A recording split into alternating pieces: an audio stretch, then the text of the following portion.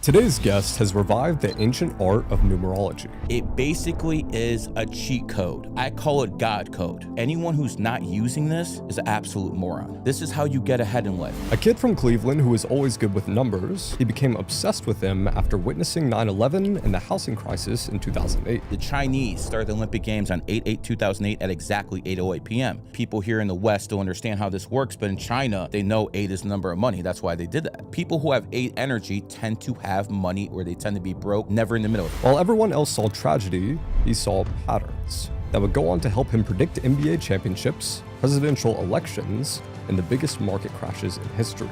We're literally losing 40,000 jobs in America right now every week because of AI. People have like 3 years left max to get rich, because if you don't have your bag by 2029, definitely by 2030, you will be stuck in perpetual poverty for the rest of your life and with your family. In this episode, we'll investigate the truth about this forgotten science, explore why the most powerful people use numbers to make decisions, and reveal how to use your birthday to understand your personality, purpose, and destiny. How do you know when someone's going to die?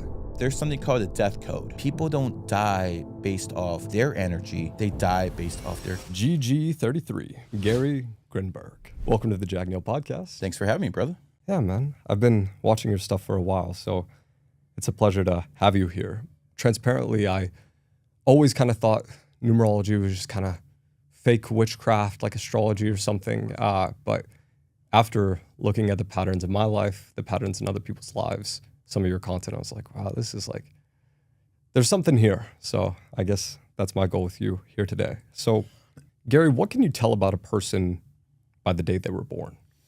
You can tell about their future, their past.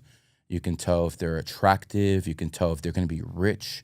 See, that's the thing about life. I always wanted to know why some people were good looking. Obviously, that didn't work too well with me. But I wanted to know why some people were good looking. And I found out that people born in the 5th, 14th, 1 and 4 or 5, 23rd, 2 and 3 or 5 are the attractive ones. You don't have to believe me again. I always tell you, verify what I say. Go to your Facebooks, go look at people who are born in the 5th, 14th, 23rd. You're going to see it yourself. I always wanted to know why some people are rich. Well, found out Bill Gates is born on the 28th. Found out Elon Musk is born on the 28th. Found out Carlos Slim is born on the 28th. And then you start looking at the 25 richest men in the world. 5 are born on the 28th. To put them in perspective, 1 out of every 30 is 3.3%. So when you see that many people who are rich born on the 28th, you're like, wait a second, what's going on? Then you find out the most valuable football franchise or most valuable sports franchise in the world, the Dallas Cowboys, founded on 28. Shocking. Then you start looking at Vanguard. You know what Vanguard is, don't you? Mm-hmm. The richest asset manager in the world. Now, some people say it's BlackRock, but BlackRock is actually Vanguard's bitch. And what I mean by that is Vanguard owns 10% of BlackRock. BlackRock don't own shit in Vanguard. But Vanguard is a private company. BlackRock is a public company. So when you look at Vanguard, it was founded 5/1. Interestingly enough, the same day Illuminati was founded. Interestingly, and if you look at the exact day, it was 5/1/1975. 5/1/1975, again, 28. Obviously, these people know what they're doing. Look at Elon Musk. Just this year, he's born on the 28th. He had a kid born on the 28th, just like Vladimir Putin. Wonder if they know something. And he sold X to his AI company on the 28th. So you guys can say this is nonsense. This is against the Bible, against the Quran, Torah. But obviously, the richest man in the world is using it. So if he's using it, maybe you should start looking in the mirror and be like, you know what? Maybe there's something to this. Again, look into it, people. Give me a quick overview of what numerology is. I know there's 12-year zodiac cycle. Yes. I know the day you're born is important. I know people have a life path number. Correct. Yeah, just explain the basics to me. The most important day is the life path. That is the most important. Would you like to use your birthday as an example? Sure. Yeah. Okay. You're born 7/16/2001, correct? That adds up to an 8 life path in total. That is the most important number within your birthday. The secondary number is the day you're born on. So, for instance, you're born on the 16th. 1 and 6 is a 7. So that is your secondary energy, 7. So the main energy is 8, which means you've been going to have money and you're going to be broke in life. The 8 is never in the middle. Either you have it or you don't. The Chinese started the Olympic Games on 8/8/2008 at exactly 8:08 p.m. They had 8,888 people get married right before the Olympic Games. This is not by chance.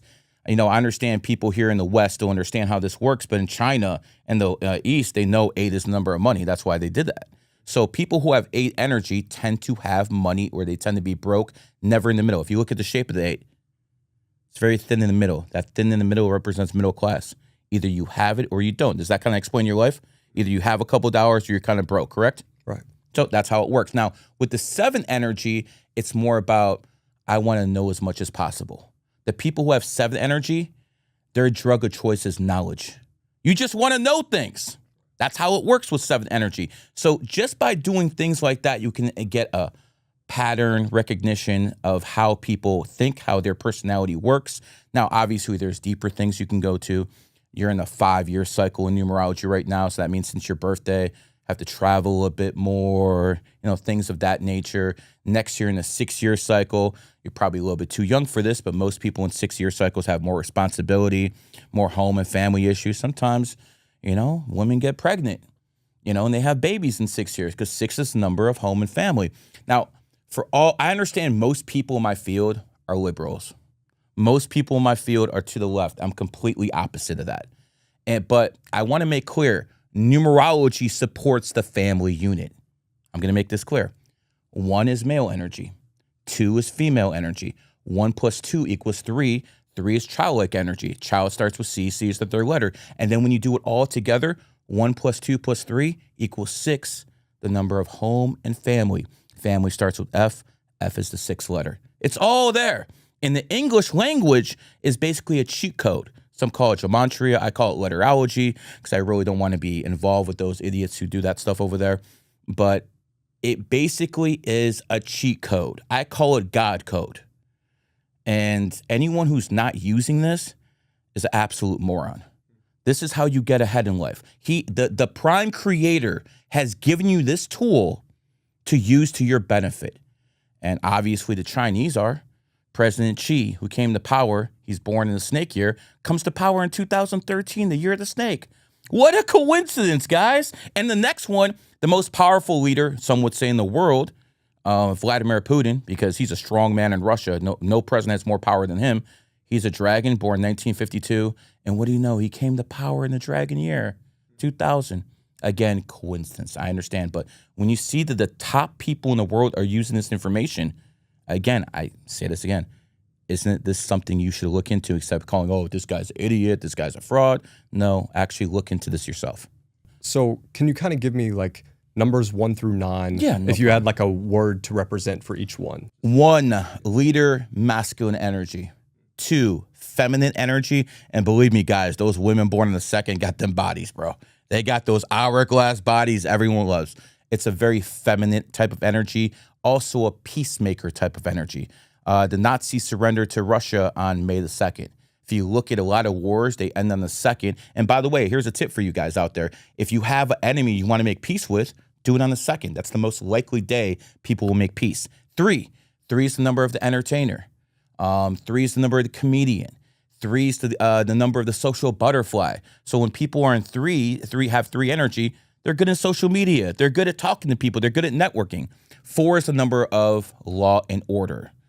That's why America, founded on the 4th, has more people in jail than Russia and China combined. It's also a 5 life path nation. So again, America founded in 1776, breaks down to a 5. So in America, we have more freedom than any other country in the world, but we also have more laws than most countries. So it's a nice little balance between the 4 and the 5. But 4 represents government.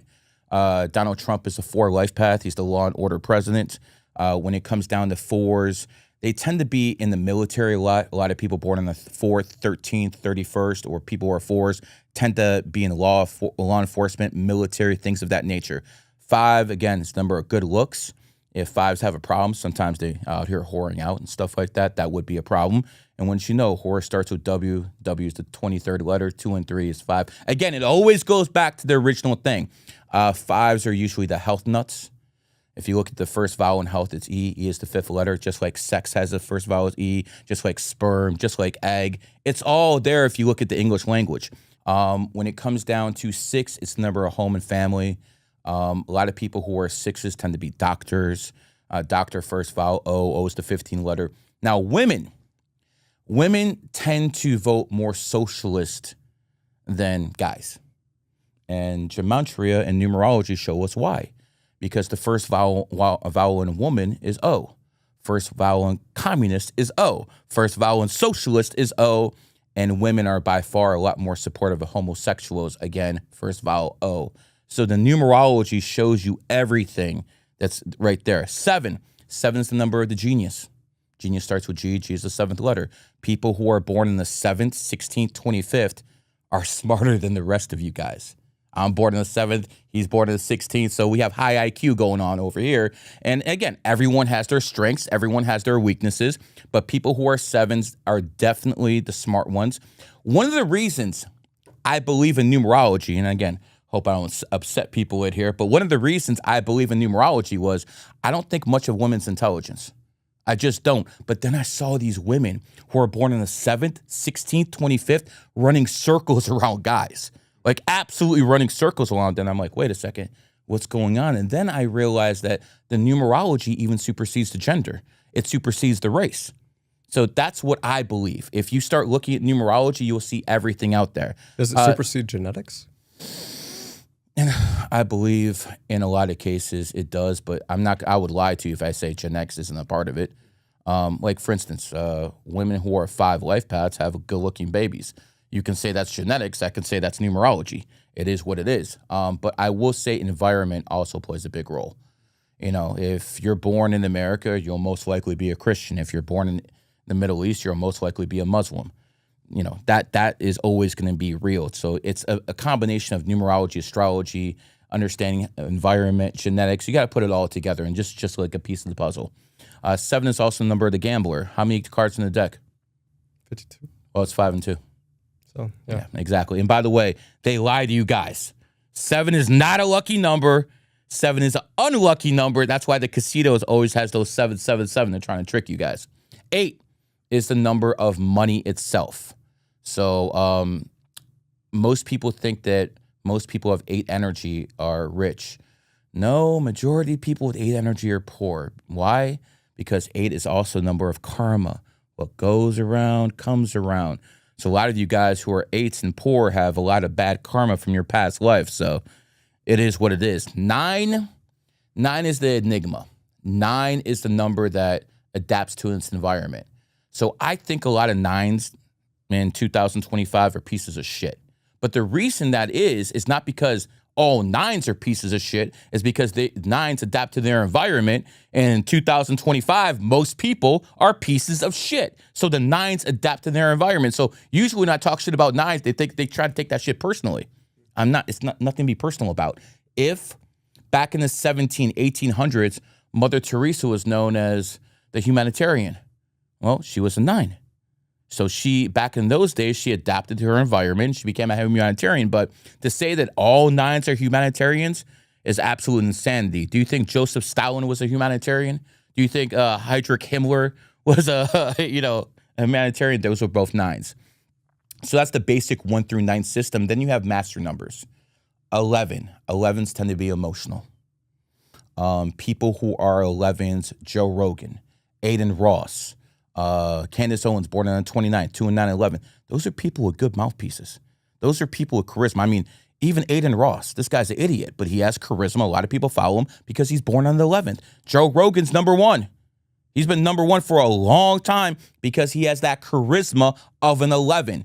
But they just have 11s in their birthday. Yeah, just right. Whether they're born on the 11th, 29th, or they're 11 in total. What matters more? Like, you told me this a bit before the interview, like on the phone, but like if you have an 11 as your birthday or like a 22 or I guess you wouldn't have a 33. No, is that more important than adding up to 11 or 22? No, it's not, because if you look at most of the presidents, from Ronald Reagan, 11 life path, Barack Obama, 11 life path, Joe Biden, 11 life path. So people who are 11s tend to have that charisma on a whole different level. Not saying that people born on the 11th and 29 don't have it. It's just not the same. Again, I don't think much of the females, but Candace Owens is born on the 29, 2 and 9 is 11. People be hard pressed to say she doesn't have a good mouthpiece. It's all about the charisma with the 11s. Now, quick one. Did you know that Prize Picks is America's #1 sports picks app? And with football and basketball season upon us, there is no better time to join them right now. The app is really easy to use. To create a lineup, all you have to do is pick more or less on a few player stats. That's it. But now on Prize Picks, on top of picking players like they have for years, you can now pick teams and even culture events. Just pick who you think will win the big game, who will win the fight, and even the total and spread. Best of all, Prize Picks will give you $50 in lineups when you play your first $5 lineup. So if you want your $50 in lineups, just go to jackneal.com/picks.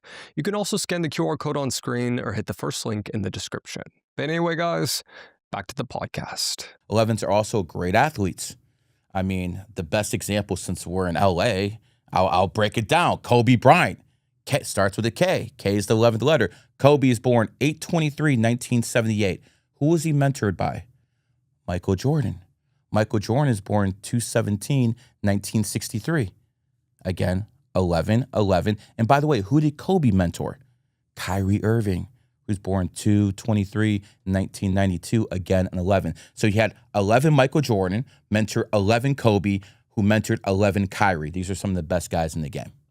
So 11s are also great athletes. 22. All master numbers are old souls, but 22 tends to be the most materialistic of all the master numbers. They're also the best builder. Bill Parcells was probably the best coach in the 90s. He was born on the 22nd. You know who Bill Belichick is, obviously. With the Patriots? Yeah. Okay. Bill Belichick was a student. Mike Holmgren was a student. So people who Bill Parcells basically built in the game, now they're the superstars. Why? 22 is the number of the master builder. They're very good at building up other people. George Washington, the father of America, born on the 22nd. Vladimir Lenin, the father of the Soviet Union, born on the 22nd. So what they do is they build. Another thing people who are 22s are good at is bodybuilding. If you look at all the Mrs. Olympias, they're either born on the 21st, 22nd, 23rd. But that 22 is always freaking there. And last one I'll give you. In the influencer space, who are the bodybuilders? Bradley Martin and Fuzi, both born on the 22nd. Case closed. That's what 22s do. 33 is known as the master teacher. And people who are 33s are the most influential people on the planet. A guy who is rising in popularity right now, Hitler, was a 33. How do you think from Austria made it that far up the ladder? Because he was the 33 life path. Einstein was a 33. The Wright brothers were a 33. Thomas Edison was a 33. The guy who started the NBA, Dr. Joe Naismith, a 33. And, not to say much, I got it tattooed on me because I'm a 33. And let's not forget, I did make numerology and astrology mainstream. I mean, do you even know another numerologist? I researched some. They didn't seem too famous, yeah. Exactly. So basically, me as a 33, I use my ability to be a master teacher and to influence the people in this area. Other 33s do in other areas, but that's pretty much the 1 through 33. Does that also make you a 6? No. My birthday is 1/7/1978, 1/7/1978. No other way to add it up besides 33. But say I was born January 16th, 1978. Now you can count that 16 as a 16, or you can count as a 1 and 6. So that's what I would call a 33-6 vibration. They go between both vibrations their whole life. Me, I'm stuck in that 33. I will ask, you mentioned shape. What can you tell about a person by the shape of their life path number? Is that just for the number 8, or does it go for 1, 2, 3? Ones are athletes. Athlete starts with A. A is the first letter. And if you look at the shape of the 1, it's very thin. Just like the 11, very thin. So people who are 1s and 11s, they have to be athletic. They have to go outside. They have to be exercising all the time. Some numbers have to, some numbers don't. But the 1s and 11s, you can look at the shape of that number and you'd be like, okay, this is what they have to do. The 5 is very interesting. The 5 is open on both sides. It's also right in the middle, because 5s are extremely open-minded. So a 5 will try anything once. That's why that shape is open on both sides. Where a 4, very closed. 4 is the most unlikely number to believe in numerology. 4 is pretty much one of those old school people who like to do everything through habit. They like to do everything through repetition. Fours are those type of people. This is not for them. I'm not saying a 4 life path can't believe in this, but they're the least likely to believe in this. And if you look at the shape of the 4, again, it's only open on top. It's closed everywhere else. Does that make sense? 9s are very egotistical. 9s have huge egos. There's a guy named Clav out there who's talking about looks maxing everything now. He's a 9 life path. He got famous in 2025, 20259. So again, 9s are very vain. 9s only care about their looks. So again, this guy makes perfect sense that he's there right now in the 9 universal year talking about smashing his goddamn face, looks maxing. 9s have huge egos. And again, look at the shape. Big head, very thin here. Ego. Is there anything with 2, 3, 6? Two is more of a sensitive type of number. When I look at 2s, I think of women. That's what I think of 2s. A lot of guys, say you want someone to be your second in command, it would be 2 is a good person. They want to be the vice president. They don't want to be the president. They don't want that pressure. 3, again, a very open number. 6, 6s tend to be up there in weight sometimes. So you have that. 7s kind of loners. That's why it's like kind of standing at an angle. And that pretty much goes through the 1 through 9 for you. So from the research I've done, it seems like we have Pythagorean numerology, the Chaldean system from Babylon, the Kabbalistic system from Hebrew mysticism. Mm-hmm. Where did numerology actually come from, and what system do you use? Well, what system I use is a combination of what I have figured out to do by myself and Pythagoras. The Chaldean, I'm sorry, we're not in Babylon. With all the others, there's Muslim numerology, Islamic numerology. There's all sorts of numerology, but at the end of the day, I do what's effective. Now, this part is very, very important for people to understand about numerology. I believe this is a virtual reality. A lot of the smartest people on earth believe it's a virtual reality as well. So when I say this is a virtual reality, I'm telling you numerology and astrology are the cheat codes to that virtual reality. So once you start understanding how to use the cheat codes, you can kind of go on cruise control. Like, for instance, there's certain days I asked you specifically to have this podcast either on the 11th or 29th. I was just on Tim Pool on the 8th. I do this specifically because I want to imprint that energy on certain days. That's why I do it. Now, when you look at 9/11, I just always have to give this example to people. 9/11 happened on the 11th. First plane to hit the World Trade Center is Flight 11. New York City, City 11 letters. Afghanistan 11 letters. Shanksville 11 letters. The Pentagon 11 letters. What really got me was they attacked Afghanistan on 10/7/2001. Now, I understand some people are slow out there, so let's do the math together. 10720001 adds up to an 11.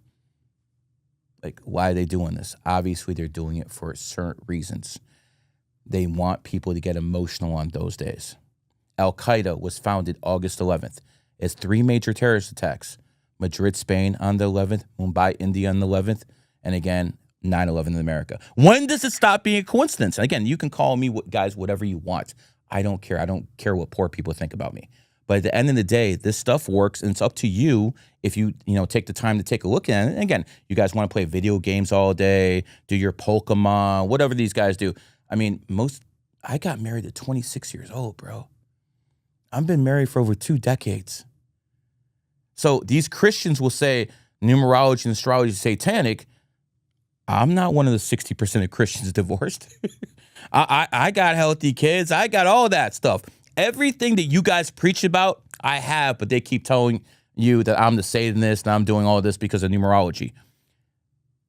We'll get into what I think about God and all this other stuff in a little bit, but the most important part is to understand this matrix will go off people's beliefs. So if most people in the world believe today is the 11th, that's the energy the matrix will put out there. That's why it goes off the Gregorian calendar, because most people believe it's 2025. So the energy goes out there and the matrix sends that energy right back. And I understand that's really high level thinking to most people, but this is actually how this world works. I guess so. The origins. Because we have access to AI now. Yes. AI has been fed Yes. like every piece of text ever. So I'm Correct. able to basically reverse engineer some of what you've been teaching about. Correct. But are there certain books? Did it start with, because I remember learning that Hebrew, or maybe it's Aramaic, like a lot of the letters correspond with numbers. Like I'm kind of like, what's the origin? So I believe maybe an advanced AI in the future created numerology and somehow sent that shit back. I refuse to believe that any human is smart enough to come up with this. I'm a freaking genius, okay? I'm a genius, and all I could do was figure out the codes. I could never create this system. No human is smart enough. Even if they use 100% of their brain, no human is smart enough to create this system. I believe an advanced AI created this and sent this back in time. That's what I believe. You're not going to tell me some guy in Greek figured this out by messing around with stones and a compass. It's literally impossible. It's too in-depth. So my personal belief, Gary the numbers guy, is numerology and astrology was pretty much created in the future and sent back in time to basically help humanity. That's my personal belief, because no one's smart enough to come up with this. Absolutely no one. This is way beyond human comprehension. Who was the first person to kind of utilize it? They say Pythagoras, but do you really believe that? Like, I don't believe that stuff. I don't believe someone invented it. I don't believe a human is smart enough to invent this. I believe the system was always out there, and something came from time travel, came back in time and sent this to us. That's what I believe. What was the first book you read about it, or like the oldest book you've seen, maybe? I mean, listen. I remember 9/11 happened, and I'm like, what's going on? I see smoke, but I don't know where the fire is coming from. So I went to Barnes & Noble and got a whole bunch of books, read the stuff, and it just didn't make sense, because when I started testing what I read on people, it just didn't work. Like, I just gave you a mini reading. Some of that stuff fit. When I talked to you on the phone, that stuff hit. But I'm reading this stuff, and it's like, okay, numerology and astrology is real, but this is all crap. So, I kind of like put all the books aside after about 3 months, and I started getting on the phones with the top numerologists in the world. And I went through one person, second person, third person, and then I got to this one lady called Allison. I'm not going to mention her last name, but I told you I'd cook you in a couple of years. I basically asked Allison, eight's the number of money. She's like, yeah, of course. I'm like, how come you're not using 8 in your prices? How come you're selling readings for $70 or $25? Again, this is 2002, a long time ago. And it was a pause for about 45 seconds. And then she's like, oh, I never thought about that. I'm thinking, I've been in the game for 4 months, and I figured that out. And this low IQ mental has been doing this for 40 freaking years, and she never thought about actually applying what she learned in everyday life. At that point, I'm like, okay, they're all frauds. Second is, that woman's been divorced like 3 times. Like, what are you giving matchmaking advice out if it didn't work for you? That isn't that kind of fraudulent? You giving matchmaking advice out? Me, again, I've been married for a long time, same woman. I don't have those issues. So when I saw that all these people didn't know what they were talking about, and then I figured out every single one of them is poor, what am I going to listen to these people for? I mean, listen, would you guys listen to me if I said I was a personal trainer? No. Why the hell would you listen to a broke numerologist? Does it make sense? Right. So that's where that came from. Yes, something I mentioned to you on the phone as well was that it would make sense to me logically that you would be the top numerologist, or like someone who's actually able to do it, because it lines up with your birthday. You know what I mean? I put in work, bro. I put in work. I was a local celebrity in Cleveland, Ohio. I used to go on the radio, and that was before the internet days. I mean, I keep telling you guys, if I was 10, 15 years younger, I'm a big influencer now, but I'd literally take over this thing. If I was 10, 15 years younger, I'm probably one of the oldest influencers in the game. It is what it is. But who's going to do this for me? You got to be able to talk, and that's the problem with most people born in the 7th.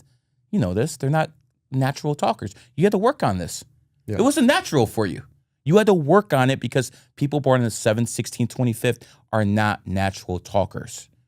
Something I had to work on. Go listen to my tapes from 20 years ago. I don't sound like this. I'm sure the same thing was happening to you a few years ago as well. So you have to understand what your weaknesses are from every number and what your strengths. And I believe you always work on your strengths, and you have people around you to cover your weaknesses. That's the way I approach life. Can you tell when someone's giving you the wrong birthday? I can. I mean, some people I've done interviews with, Sneako's Muslim imam gave me the wrong birthday, and Andrew Wilson gave me the wrong birthday, and then they're like, "Ha ha, you're wrong." Listen, I am trusting people to give me the right birthday, and then I go off the information. Can I tell someone's giving me the wrong birthday? Yeah, I can tell Oprah Winfrey is not born on the 29th. She's born on the 28th. People who are born on the 29th actually are in shape. Okay? She's not, but she's rich as hell, and that would go with the 28th. So if I really look at someone's birthday, I could tell if they're lying. Like, there's a lot of people out there who are now, because they know people like me exist, they put their wrong birthdays out there. Last billionaire I gave a reading to, I'm like, oh yeah, I did some research. This is your birthday. So like, no, that's a fake birthday we put out there. So they know people like me exist now. They know people can reverse engineer people's birthdays. So now it's a problem that some people hide their birthdays. I can also verify that that's true. Yeah. That a lot of birthdays are Of not course. real that people put online. Of course, it is what it is. And I'm sure I have a little tiny bit to do with that. Well, I'll give you one brief test. And Okay. it's all in good fun. Sure. And then we'll, just to kind of validate it even further, and then we'll get into Let's how do it. people can use it in all the best ways. But so I'll give you a birthday of someone, Mm-hmm. and I just want you to give me scale 1 to 10, how successful you think they'll be, maybe. Okay. And then You do understand if they're young, then I could see it in the future success. So it's like, okay, you can't actually verify that yet. If it's an old person, it's a lot easier to do because they lived a lot of their life already. so 8/18, 1988. 8/18/1988. 7 life path, extremely smart. Oh yeah, he's gonna have money, no doubt about it. Scale And- 1 to 10, where would you put him at? I think he has a possibility to be at an 8.5 when it comes to money.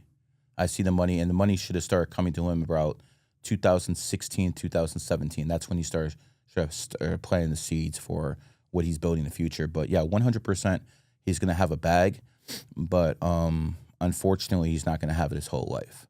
Once he hits his 60s, it's not going to be as good. But whoever that person is, enjoy the next 20 years, Pip. You definitely got a position of power then. 07/15, 1988. 07/15/1988. This guy's more home and family oriented. This guy is more looking after people. Should be a social media person, or at least that's what they would be good at. Someone who knows everybody, very good at connecting people. He should not be as successful monetarily, though. I mean, long term, the first guy would definitely have more money than the second guy long term. But this guy's way. What would you funnier. rate this guy out of 10, like monetary success? He has 2 8s in his back end of his birthday, so that's good for money. But if I gave the last guy 8.5, I'll probably give this guy 7 to 7.5. But this guy will end up being more influential than the first guy. And he's going to be more influential as he gets older. The first guy you gave me, he's going to be on top in his mid-50s, and then it's not going to be as good anymore. This guy right here, he's going to be very, very influential even in old age. Plus, he looks younger too. So you said 6.5? No, 7.5. 7.5. And then first Influence, I 8.5. would say 8.5, 9. But that's gonna. Some people are late bloomers. He's gonna get there. 07/16, 2001. I mean, listen, brother. My advice to you: don't trust anybody. Don't allow anyone to stab you in the fucking back, because that's a problem that snakes have. You're very loyal to people. You look out for people. But then people stab you in the back as a snake. And I hate that fucking word in the influencer world. You got snake. You got snake. Snakes are some of the most loyal people I know. I have never been, quote unquote, snaked by a snake. But we do know that you look out for people who are good for you. But if someone crosses you, you're going to try to get the son of a bitch back. That's how snakes operate. Snakes are very vindictive. And that's why people know you fuck with me too long. I might do something. So at the end of the day, I think that your life is going to take a big change in your 30s. I think that's when you're going to maybe even run for politics. What would you rate success monetarily out of 10? I mean, listen, $1 million isn't a lot of money anymore. I would easily say that by the time you're in your, but with the way the financial system is going, by the time you're about 33 years old, if you don't have 80 mil, I'll be surprised. So maybe like a 7.5, something like that? Yeah, something like that. I don't think that's not your main goal in life, bro. You got to learn as much as possible. You're not like all these sevens are already power hungry. Power hungry. Now, I could tell the type of women you like. You're more into athletic women, 100%, because that's what eights and snakes like. They like them more in the athletic type, the fitness model type. That's exactly what someone with your type of birthday would like, correct? I'd say so. Yeah, of course. I don't miss. And I just met this guy today. I'll go through these next four pretty quick. So 05, 07, 1998. 05, 07, 1998. Smart guy for a tiger. Tigers are usually the athletic ones.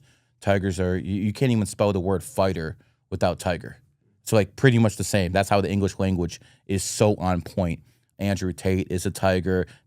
Islam is a tiger. Think about it. The Prophet Muhammad was born in the tiger year. And it's a very masculine religion, no matter what you think about it. So, some people call him the warlord Muhammad because that's what they did. They went to war all the time. So tigers tend to be very aggressive, very masculine, like the alpha male type. But because he's born in the 7th, he's going to have some brains. Most tigers are morons. You can't have everything in life. You can't have everything in life. Look at Tom Cruise, good-looking dude, has a bag, looks very young. And imagine if he was smart too, it wouldn't be fair.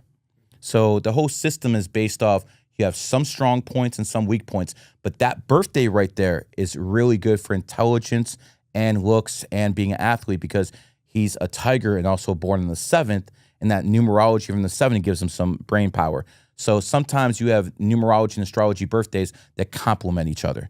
He should be good at social media too. Good talker, good at cracking jokes, funny guy. But he's not good in relationships, like awful. And that guy should never get married. So make sure you tell him I said that. What's that one's life path? 3. What would their success level be monetarily, you think? Out of 10? 5, 6. 5, 6? 5, 6. If he's going to make it, it's going to be through social media or through being a comedian of some sorts. I mean, listen, he might not be the richest guy in the world, but he has other advantages, if you know what I mean. July 8th, 2005. July 8th, 2005. This would be a workaholic. This is someone who works a lot, someone whose money is up and down, very loyal. Is this a friend of yours? Mm-hmm. And that person you can trust. Rooster and snake that's the best relationship for a snake. Rooster. My wife's a rooster. I'm a snake. And again, it worked for over 20 years. And it's going to continue to work for all you haters out there. But when it comes down to it, this is a loyal person, someone you can trust. I would put his monetary probably about 7.5. But he's going to have to outwork everybody else. Is he at 22? You can make that argument that he is. He definitely has 22 energy. But I would call him a 22-4 because he can go back and forth between both. 05, 20, 1996. A manipulative guy or a woman, whoever that is. Very manipulative, good looking. This is a woman, I'll say that. This is very manipulative, calculating, smart as hell, and she has the looks to go with it. So if you can't tell she's manipulative, it's because she's very good at it. Success level? Depends what her manipulation level is, in all honesty, but she's going to be one of those people who are constantly in the game. Because pretty much every birthday you're giving me is like a 5 or an 8 or a 3 and stuff like that. And these are what I expect around social media and things of that nature. Success level, that one would be a little bit more difficult to say. How blunt you want me to be? Sure.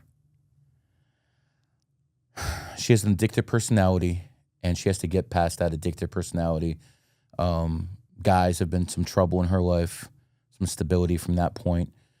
Next year is going to be a tough year because that's their enemy year. But overall, very intelligent person, and I would say she should always trust her gut. If there's something wrong, she'll get knots in her stomach, and she will be able to validate that herself. Maybe like a 4, 5, 6, 7. What would you put her? 5.5. 5.5? 5.5. But, she could get married to the right guy. With women, it's a little bit more difficult because if they're good looking, anything is possible for a woman who has good looks. For a guy, I know I hate to break it to Clav, but, that shit fades for a guy. Hey, really quick, if at this point in the podcast you're starting to think there's some truth to numerology, but how do I use this in my own life? You guys are going to want to check out Gary's app, Q. By simply putting in your name and your birthday, it'll use numerology to help you make decisions around your friendships, businesses, and even the compatibility of your soulmate. And for the record, I'm not going to say I believe in it 100%, but it is strange seeing the patterns with numbers in my own life and how many guests on this podcast use numerology to make money. But if you want to try it out for yourself, just go to jackneal.com/Q or scan the QR code on screen. You can also hit the first link in the description, but anyway, guys, back to the podcast. Last one on this, July 14th, 1986. July 14th, 1986. 9 life path, extremely adaptive, tiger, masculine energy, born on the 4th, hella charismatic. A lot of charisma here. Lots of charisma over here. I would say that if that person wanted to be in the spotlight, if that person wanted to dominate, they could. I would say that they have to be very careful that they don't get locked up doing stupid shit. I'll just leave it at that. What would be the success level of that one? Depends on how hard they work. Some people, it's based off how hard they put in. If you're, like, for instance, say you're born on the 28th. No matter what, a 28 will have more money even if it does nothing. But Bill Gates outworked all the other 28s. That's why he's a 4 life path in total. 4 is the number of the worker, and he's born on a 28. So, again, a 28 will have so much more success than everyone else, but a 28 that works will have it up to here. Same thing with every other number. You got to put in work. It's the last one. If you had to give a number, would you put 4 out of 10, 5 out of 10? What would you say? 6. 6? 6.5. Okay. And is this a guy? Yeah. Now, I'll speak to him very bluntly. Make sure these hoes don't fuck you up. That's going to be the main problem in his life.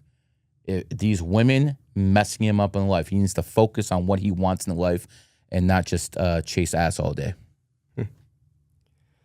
Well, I won't go through all the names that we did, but yeah, like I'll pop up the people on screen. It's all well-known people. You got who would be the richest pretty well. I always get the richest ones easily. Do you know Alex Ramosi? Yes, that was his birthday? That was the first one you did. The second one you said most influential would be Tristan Tate. The entertainer was Mr. Beast. Makes sense. I tried to pick people that were well known, but you wouldn't know their birthday. Yeah, of course. Well, I mean, Tristan Tate, I should have known. That's a 714. I should have known Tristan Tate. But let me just say this about Tristan. If Tristan didn't have Andrew Tate as a big brother, he'd still be eating out of that KFC trash can. Interesting. What's up, brother? It is fascinating that you said he's better connector, and that I think that's kind of like his role in the business at the very least. Like he's more of the networking guy. I mean, listen. I probably shouldn't be saying this, but I don't care. In 2022, Sneeko went all the way to Romania to visit the Tates. Andrew never liked his ass. He never liked him. He didn't want him anywhere near the real world. Tristan liked him, though. Tristan was the guy who kind of took him under his wing. He's like, don't worry what Andrew says. I got you. And he kind of, was a big brother there. And if you look at Tristan, he's a 3 life path. And people who are 3s get along very well with 8s. So Sneeko's an 8. He gets along with Tristan. And who else does he get along with? Someone I used to manage by the name of John Zerka, another 3 life path. So the 3s and 8s have great chemistry together. So you could look at numerology, you could tell a lot just by it. Who would I get along with better of those two? Tristan. You think so? Yeah, Tristan. Interesting. Tristan, you would definitely get along with better. Andrew, you would probably look up to more, though. Interesting. You're pretty accurate with everyone, especially the woman that you listed. It's the youngest self-made billionaire as of like yesterday. So Love it. Interesting. Love it. So most of these women get money off divorcing men, but not Sheryl Sandberg, CFO of Facebook. She's born on the 28th. Not Jessica Alba, born on the 28th, self-made billionaire. So a lot of these self-made billionaires have that 28 or 8 energy. Some of them have it in an advanced way that I will not reveal here because all of these guys are going to do is copy and paste me and just go with it. So we keep some information in the GG33 house. So when you, I guess we'll just use me as an example. When you look at me, life path 8, born on the 16th, like, do you see that as Jack is a 7, Jack is an 8, Jack is a 7 with his personality and 8 with his destiny? Like, and this is the way I look at it. These? I look at you as an 8 life path who has a secondary 7 energy, who's born in a snake year. That's the way I look at you. And what does that mean by 8? To me, the secondary numbers, they're to complement the main number. So you use your intelligence to figure out how to make money. Right. That's simple. That's the simplest way to explain it. You use that massive intelligence you have to figure out how to make money. That's how it works. And does it mean I'm more likely to make money, or does it mean I'm more driven to make money? It means that you will find a way to work smarter, not harder, to get that bag. That's what it means.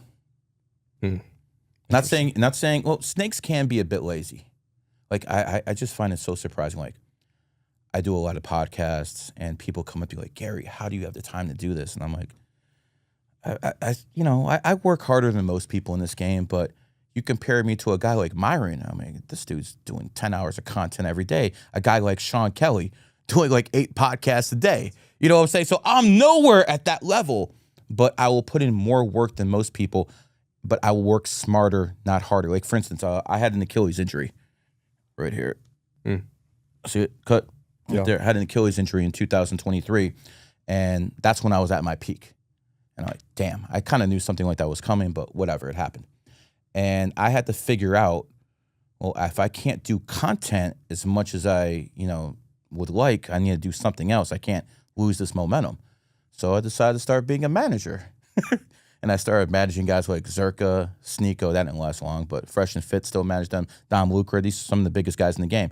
And don't ask me to manage you guys. I only manage people who are bigger than me, and that's like, 150 people in the influencer world. So here's what it comes down to. You have to know how to move in different scenarios. That's not what I wanted to do. I didn't want to be. I didn't want to focus on myself, but I got injured and I had to adapt. And the main thing about life is you either adapt or you die. That's simple. Adapt or die. You don't adapt, you die. Kmart didn't adapt. Sears didn't adapt, they died. That's simple. Based on the time this podcast is posted, it will be close to the year 2026. Correct. Or we'll be in the year 2026. Today we're filming on the 11th, per Gary's recommendation. 100%. Based on your understanding, what changes can we expect in 2026? Well, I mean, listen, I already let this clear, but let me make this abundantly clear. Crypto's crashing next year. Crypto will crash for 2 reasons. Number 1, crypto is under 9 energy. 9 is the dominant energy when it comes to crypto. Michael Saylor, Hart, all of these big guys in crypto, usually 9s. That's one of the few things that 9s actually do pretty well. We'll get into that a little bit later, but next year is a 1 year.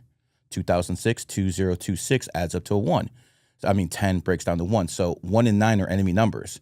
So that's one reason crypto is going down. The next reason is it's the year of the horse, 2026. Right now, we're in the year of the snake. It's moving to the year of the horse, February 17th, 2026.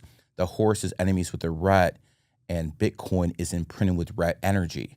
So basically, here's what it comes down to. We like to look at history. So what we do is we look for pattern recognition. 2014 was the last year of the horse. Bitcoin crashed around 92% that year. So we have statistics to back up what I'm saying. And that's the important thing. You don't have to believe me.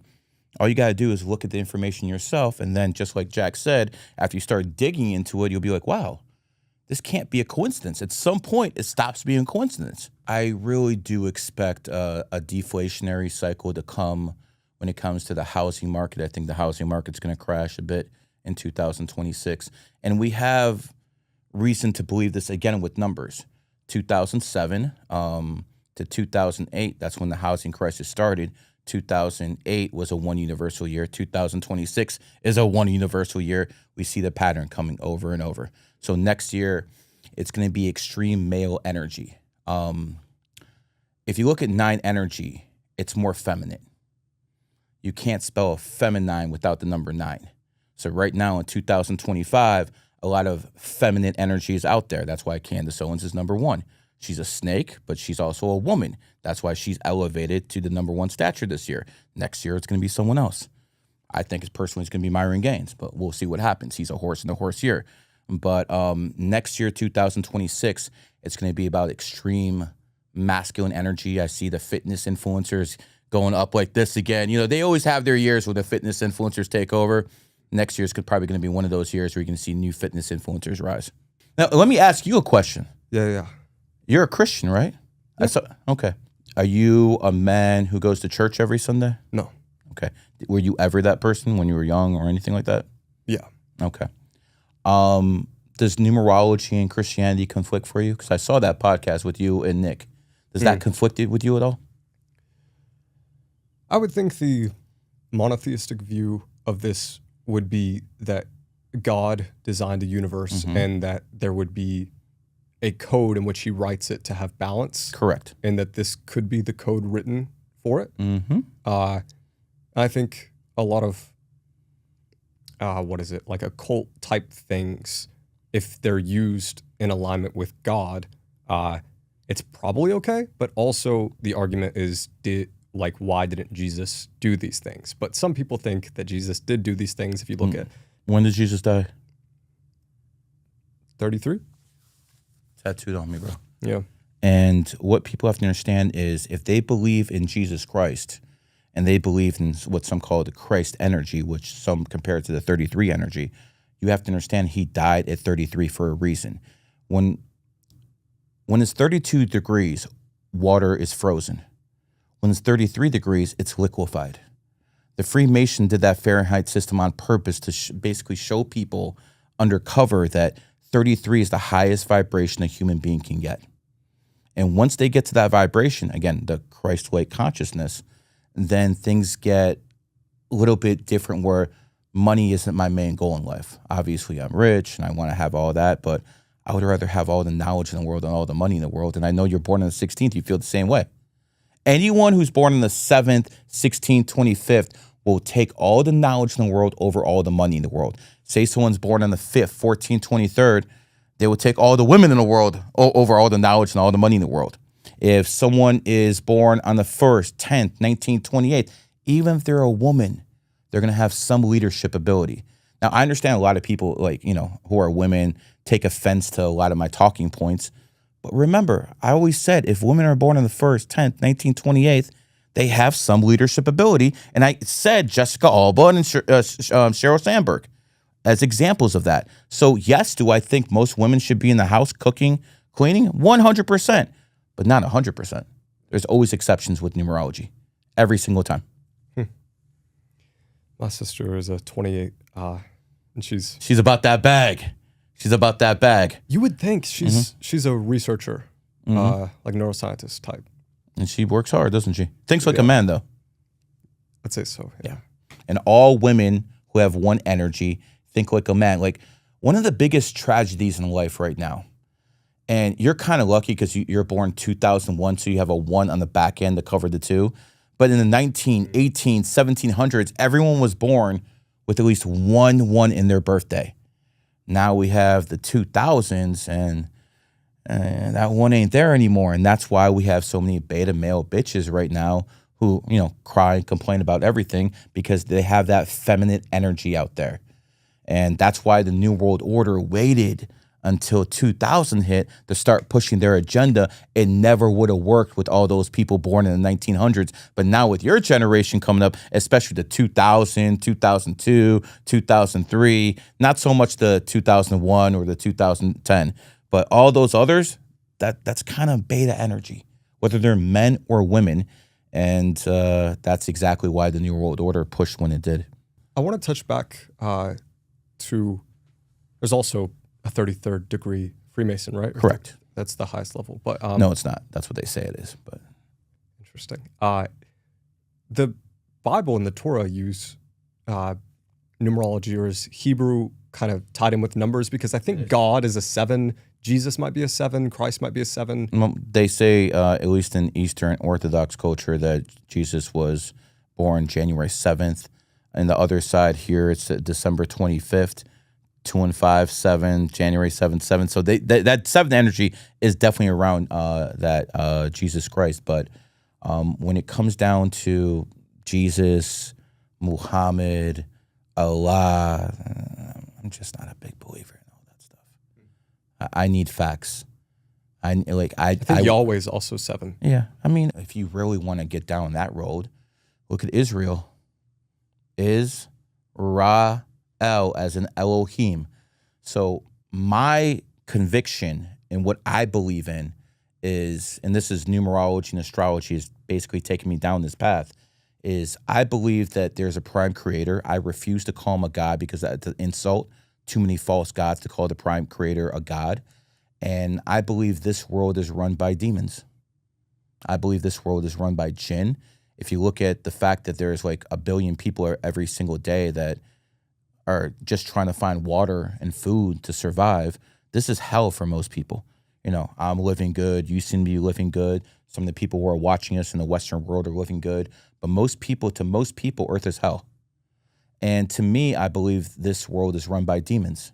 If you look at as in ISIS, as in Islam, it's right there. Then you look at Ra. Don't you have something called a Quran or a Sutra? You know, you start looking at all these books and you see the Ra El as in Elohim or angel. You know, it's every Bible. So to me, the Christians, I understand you guys are going to get mad at me. I don't care. The Christians, the Muslims, the Jews, you can't leave them out because all of a sudden I'm a Zionist if I don't mention them too. Like I was talking about this anti-Zionist stuff 20 years ago and everyone else is getting credit for it now. So I'm happy the movement's doing well. Not too sure I like the people who are the face of the movement because they got ulterior motives. We'll get into that. But, you know, at the end of the day, when I look at everything that's going on, I believe that this world is run by demons. And when you pray, you become prey.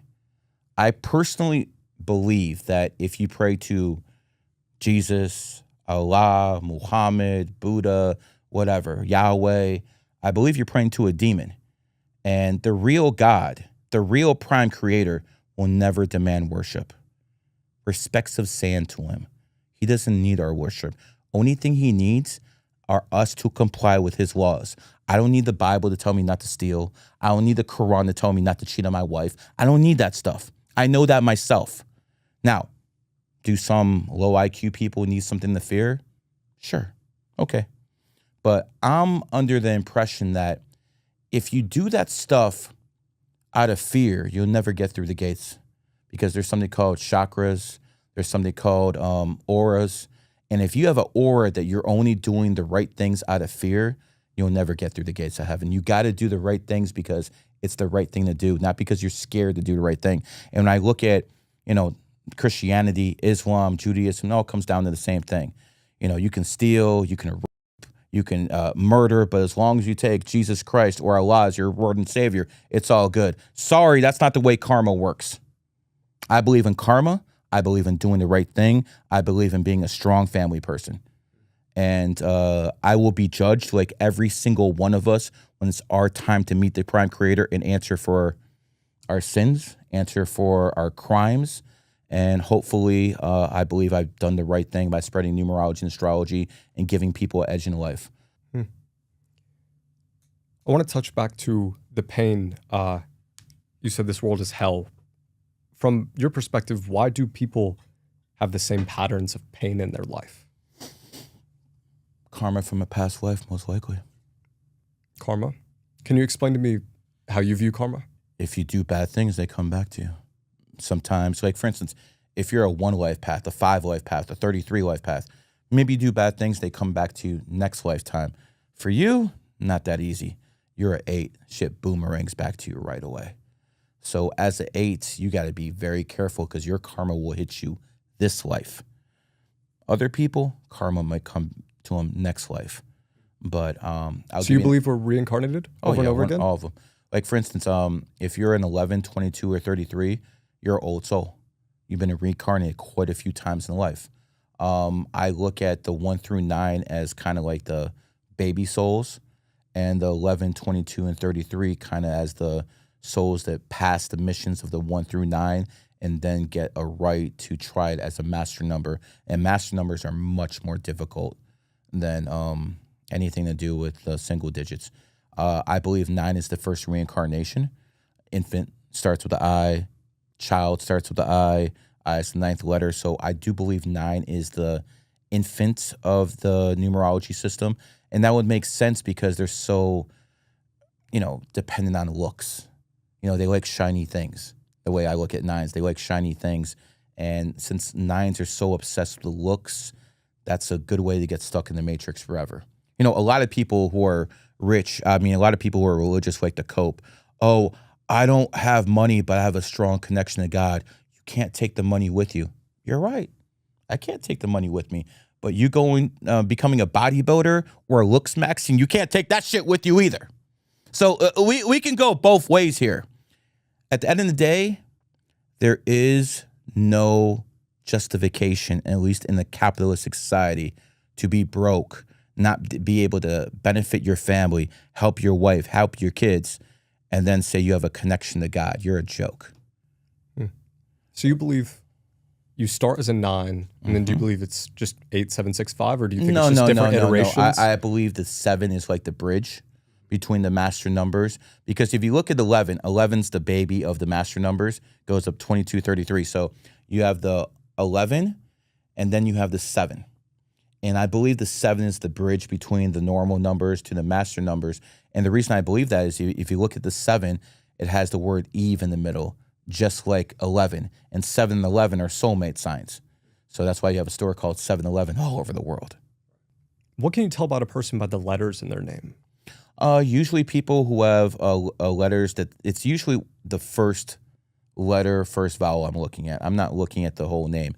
That gematria stuff, again, the people who use that, I'm not saying it doesn't work, but it's just not that effective. That's not the real code. If it was, you guys would be a lot more successful picking football games, because that's all these gematria guys do. They pick football games and they're usually all wrong. I don't want to mention his name, but a guy named Zach, he's like literally can't gamble because his wife will whoop his ass, but yet he's selling you guys all picks like the suckers you are, and then you keep losing and you keep blaming him, but who's the idiot who keeps buying the picks? So it is what it is. As me, I call it the biggest comeback in sports history. You saw the clip, I'm sure. The Cavs, 2016, were down 3-1 to the Golden State Warriors, a team that won 73 games that year. And when they were down 3-1, I went on the Cleveland radio station and I basically said, I guarantee they're winning the NBA Finals. That's never happened in history, but it happened. And that's the thing. I believe in numerology so much, I made a bet that if I was wrong, people would be bringing up that clip every single day. I never would have made it. I bet it all on the line on something that never happened before, and that's how I made it big in Cleveland after 2016. So I believe in what I do. My life is based off numerology and astrology, and I made it extremely successful because I follow the numbers. Does that mean I worship the numbers? What, are you out your fucking mind? Who worships numbers? They're a tool to use. You understand? It's a tool that the prime creator, what you guys call God, left us to use. And there's a lot of guys who are Christians, and they'll be like, yeah, numerology and astrology is real, but we're not supposed to use it. What? How does that work? So you have a car, but you're not supposed to use it because you could get in an accident? That's just a stupid way of thinking of things. So you have to look at it this way. If the Christians and the Muslims truly believe in what they say, the divination is all bad, why are you looking at the Weather Channel? How many times are you about to go somewhere? Oh, how's the weather going to be in this location? How should I dress? That's divination. You're trying to figure out the future. So why is that okay? And what I'm doing is not, unless Nick Fuentes wants to tell me that the Weather Channel is satanic too. This is comedy. This is pure comedy. And again, when you look at it, you understand why people are in the positions they are. 4 of the most banned people on social media. Tell me if you agree. Alex Jones, Andrew Tate, Nick Fuentes, not so much anymore. Thank you, President Trump.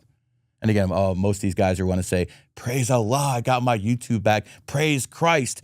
If that's the case, how come that you didn't get it back during the Biden administration? How about praise Donald J. Trump for actually putting pressure on Google and getting them to basically start censoring a lot less? These are facts. I mean, I only started going YouTube live this year because Donald Trump was president. If he wasn't president, I'd probably be in Saudi Arabia right now. I might have missed this, but explain the letters to me. I think that's the last part we're missing of the system itself.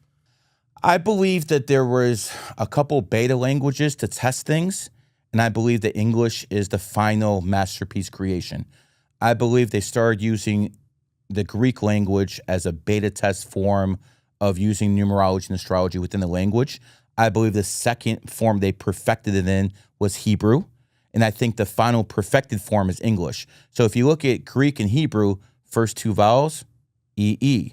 But they're in the second position. Where English, the final version, the E is in the last position. And let's not talk about evolution. Evolution starts with the E. So anything with E would be most likely to change the most. If someone's a 5 life path, they usually start off being like some kind of liberal, and then they go straight to being a straight conservative. People who are 5s evolve the most throughout their lives. And again, we talked about this in the very beginning. 5 is one number that's open on both sides. So they go through the most amount of change, which would make sense why evolution starts with E. So for, I guess, Jack Neal, let's say, would you look at the J? Would you look at the N? I look at the J and the A. I would look at the J being the first letter and A being the first vowel. J is the 10th letter. Jack is a 1. So that would, even though you don't seem like you're too argumentative, you definitely are. People who have that A energy tend to be argumentative. I'll give you an example. 1 is the number of the lawyer. First vowel in lawyer, A. First vowel in attorney, A. They argue A, the law, A. Boom, boom, boom, boom. So it's 2 1s, the J and the A? Yeah, that's the way I look at it. Interesting. And then what happens if someone, will it change your life if you have a nickname? Like your life path a little bit? The vibration of energy that comes out will change it. There's no doubt about it. Give me a famous person with a nickname. GG33. GG33, that's basically by name. Andrew Tate goes by Cobra, let's say. Cobra. Well, that's interesting. If you look at his, Andrew says he's not into numerology, even though I told him he'd be famous in 2022 on a phone call in 2018. He won't admit it, but I can put up receipts that we actually had that phone call. I'm the one guy he's scared to say anything about because I actually have receipts. So he won't blood my name anymore like he used to attack me all the time before he got famous. But if you look at Andrew Tate, he does use the number 8. Tate, 8. So that's the why he does it. But if you look at a lot of people with famous nicknames, it can change the energy of that person.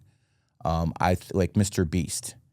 If you look at the Mr. Beast logo, the colors are the same exact colors as the transgender flag. So again, Mr. Beast has the same colors in his logo as the transgender flag, and his name is Mr. Beast. And who's that co-star he had? Was a trans? Chris. Yeah. Interesting how that works. I refuse to believe that a guy with no charisma like him made it big. That's a manufacturer plant right there. There's no chance in hell he made it. Listen, I don't like Nick Fuentes, but he's a very charismatic person. He has great monologue skills. I respect that. Andrew Tate, another piece of shit. He's literally a glorified pimp. But some of the best monologues in the game. He is a good talker. Tim Pool, no matter what people say about him, great talker. Candace Owens, great talker. So you can say a lot of things about the people I don't like in this game. And I'm not saying I don't like all of those guys, but I respect them for being the best of the best of what they do. See, that is the difference between a man and a woman. When a man doesn't like you, he can still respect you. If a woman doesn't like you, she doesn't like you the way you walk, the way you talk, the way you dress, everything. That is the main difference between the two sexes. I can hate people and still respect them. If a woman hates somebody, There's no respect. She hates you. And again, that's the difference there. But when I look at Mr. Beast, that's a plant. No one would, someone with 0 ounces of charisma like him would never have made it big without help. He signed a deal with somebody. And that's why his name is Mr. Beast. You talk about plants a lot. Who do you think is a plant? Well, and what do you mean by plant? Well, we got to talk about Fuentes then. If you look at Fuentes at his work in 2019, 2018, he didn't talk with his hands as much. He didn't change his tones as much. I can tell when someone's trained. He's been trained by somebody. He was already good. He was good before. Someone made him the best. He is you're talking about someone who doesn't like him. I will give him credit for giving the best damn monologues in the game, but he was trained. How does someone, I have GG33 members. I would say about 6 to 7 of my GG33 members were arrested for January 6th. A lot of my guys were arrested that day. I was there that day. When I saw what was going on, and I'm like, wait a second. They're trying to overturn the election with flags. I'm sorry, you don't overturn the election with flags. I'm not going to go any further, but that's not the way you do it. So when I saw that, I immediately left. Unfortunately, I didn't get the message to all my guys, but you have Fuentes out there saying, take the Capitol up. So my position is I believe that he was probably, brought into questioning after January 6th, and he was told that if you don't do this, this, and this, you're going to jail, or you can do this, this, and this, and we'll make you a star. Like, where are those bot accounts coming from? India, Bangladesh? He's not that big. They're making it seem like he's that big, and now because he's getting so much traction on social media, which is obviously fake, all the people start making him mainstream now. He's allowed to do this. He's allowed to do that. A lot of it has to do with President Trump. But no, that guy's a narcissist. And 2 things that bother me about him. Number 1, I don't trust women with a large body count, and I don't trust men with no body count. Everything is yin yang. So if a man has no body count, he'll betray you quickly. It is what it is. If a woman has a high body count, she'll betray you too. So it's always yin yang. Obviously, he says he's a virgin. Okay, whatever. Second, how long you been in the game? I did social media since 2019. Okay. Has there been people that you brought up with you? I'd say so. Yeah. When you look at me, I've elevated other numerologists out there. When you look at people like Myron, Fresh and Fit, Dom Luker, people I deal with, they've all elevated people with them. Who has Nick Fuentes brought up with him? Nobody. Maybe me. Stop. He has brought up nobody with him. Absolutely nobody. And he seems like a narcissist. And I'm not, see, the thing is, you don't argue with Nick Fuentes about points. Defending Israel is an indefensible position from the evidence that's out there right now. Now, there's about 50-something Muslim nations. There's about 20-something Christian nations. Obviously, the Jewish people can have one nation as well. Okay? No one's saying that Israel doesn't have the right to defend itself.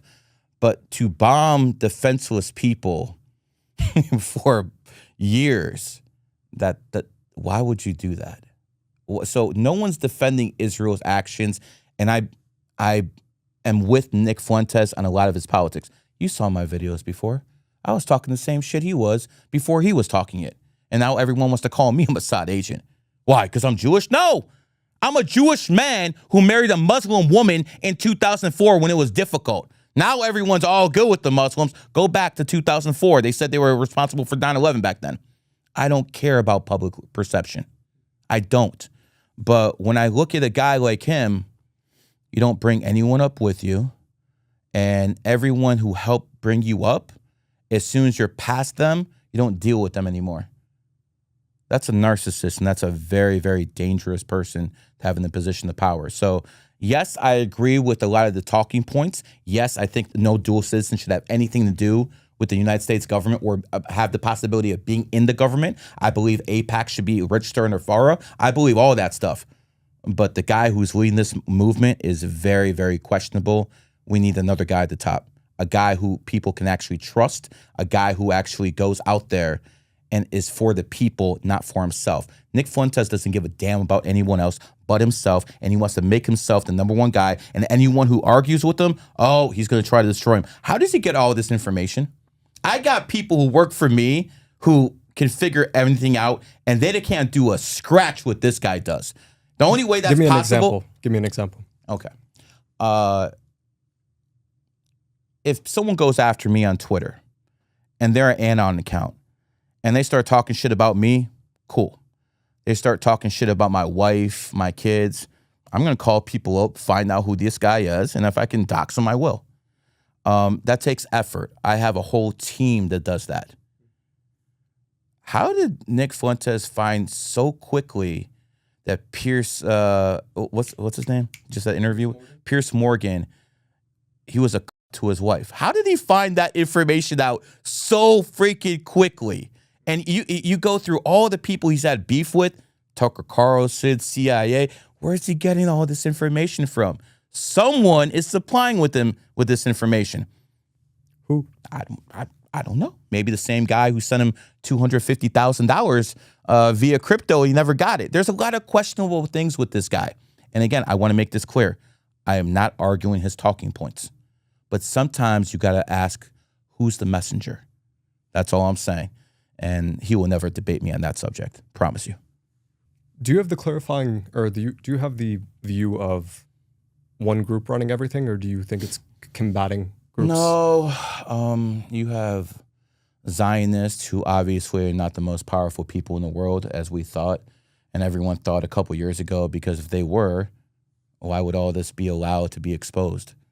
So I believe there's Marxist Jews who are funding the LGBT, who are funding communism. I believe there's Zionist Jews who are basically funding conservative movements. So I don't just look at, oh, it's just the Zionists. I think a much bigger problem is the CCP. I think the Chinese Communist Party is a much bigger problem. And while everyone is focused on the Zionists, no one's focused on the Marxist Jews. And here's what's going to happen. Zionism and America are somewhat tied together. There's no doubt about that. Even the people who hate Israel will admit that. They're somewhat tied together. Some people believe America controls Israel. Other people could think Israel controls America. That's all nonsense. Forget about all that. But when it comes down to it, to think they're the only group, listen, everyone is attacking the Zionists, but no one's looking at the Marxists who are propping up China right now. If you take down the Zionists, that's not going to be completely good for America, because they run the Federal Reserve, and if they take down the Federal Reserve, America goes with it. So why do you think Trump actually listens to these people? Because they have leverage in the banking sector. It's not because he's compromised in the Epstein list like all these morons say. If that was actually true, the Democrats would have released that stuff when Biden was president. Think about it this way. They tried to kill Donald Trump. They killed his ex-wife. They killed his brother. They tried to put him in jail. If they had something on Donald Trump and the Epstein files, they would have released it. So it's a moot point. It's a moot point. But people want to keep talking about release the Epstein files. Anyone who thinks Donald Trump has done a bad job is either some kind of jihadi, Muslim, or someone who is a far-left Democrat. Donald Trump has shut down the border. Think about it. When Biden was president, everyone was talking about, oh, the border. Donald Trump shut it down. Donald Trump shut down the border to such an extent, housing prices are falling in some areas. That's how much he's done it. Look what else Donald Trump does. There's no more trade deficit. There's a trade surplus now. Donald Trump said he might eliminate income tax on a federal level because he's taking so much money in tariffs. The Chinese, Xi Jinping, the president of China, right now he is facing backlash in the Chinese Communist Party. He's not in absolute control anymore because Donald Trump put those tariffs on, and now people in China are beginning to question whether Xi is the right leader to deal with Donald Trump. Donald Trump has done a lot of great things. He stopped 8 wars. A lot of people is like, as soon as they bomb Iran, it's World War III. No, Fuentes, you were wrong. He bombed Iran.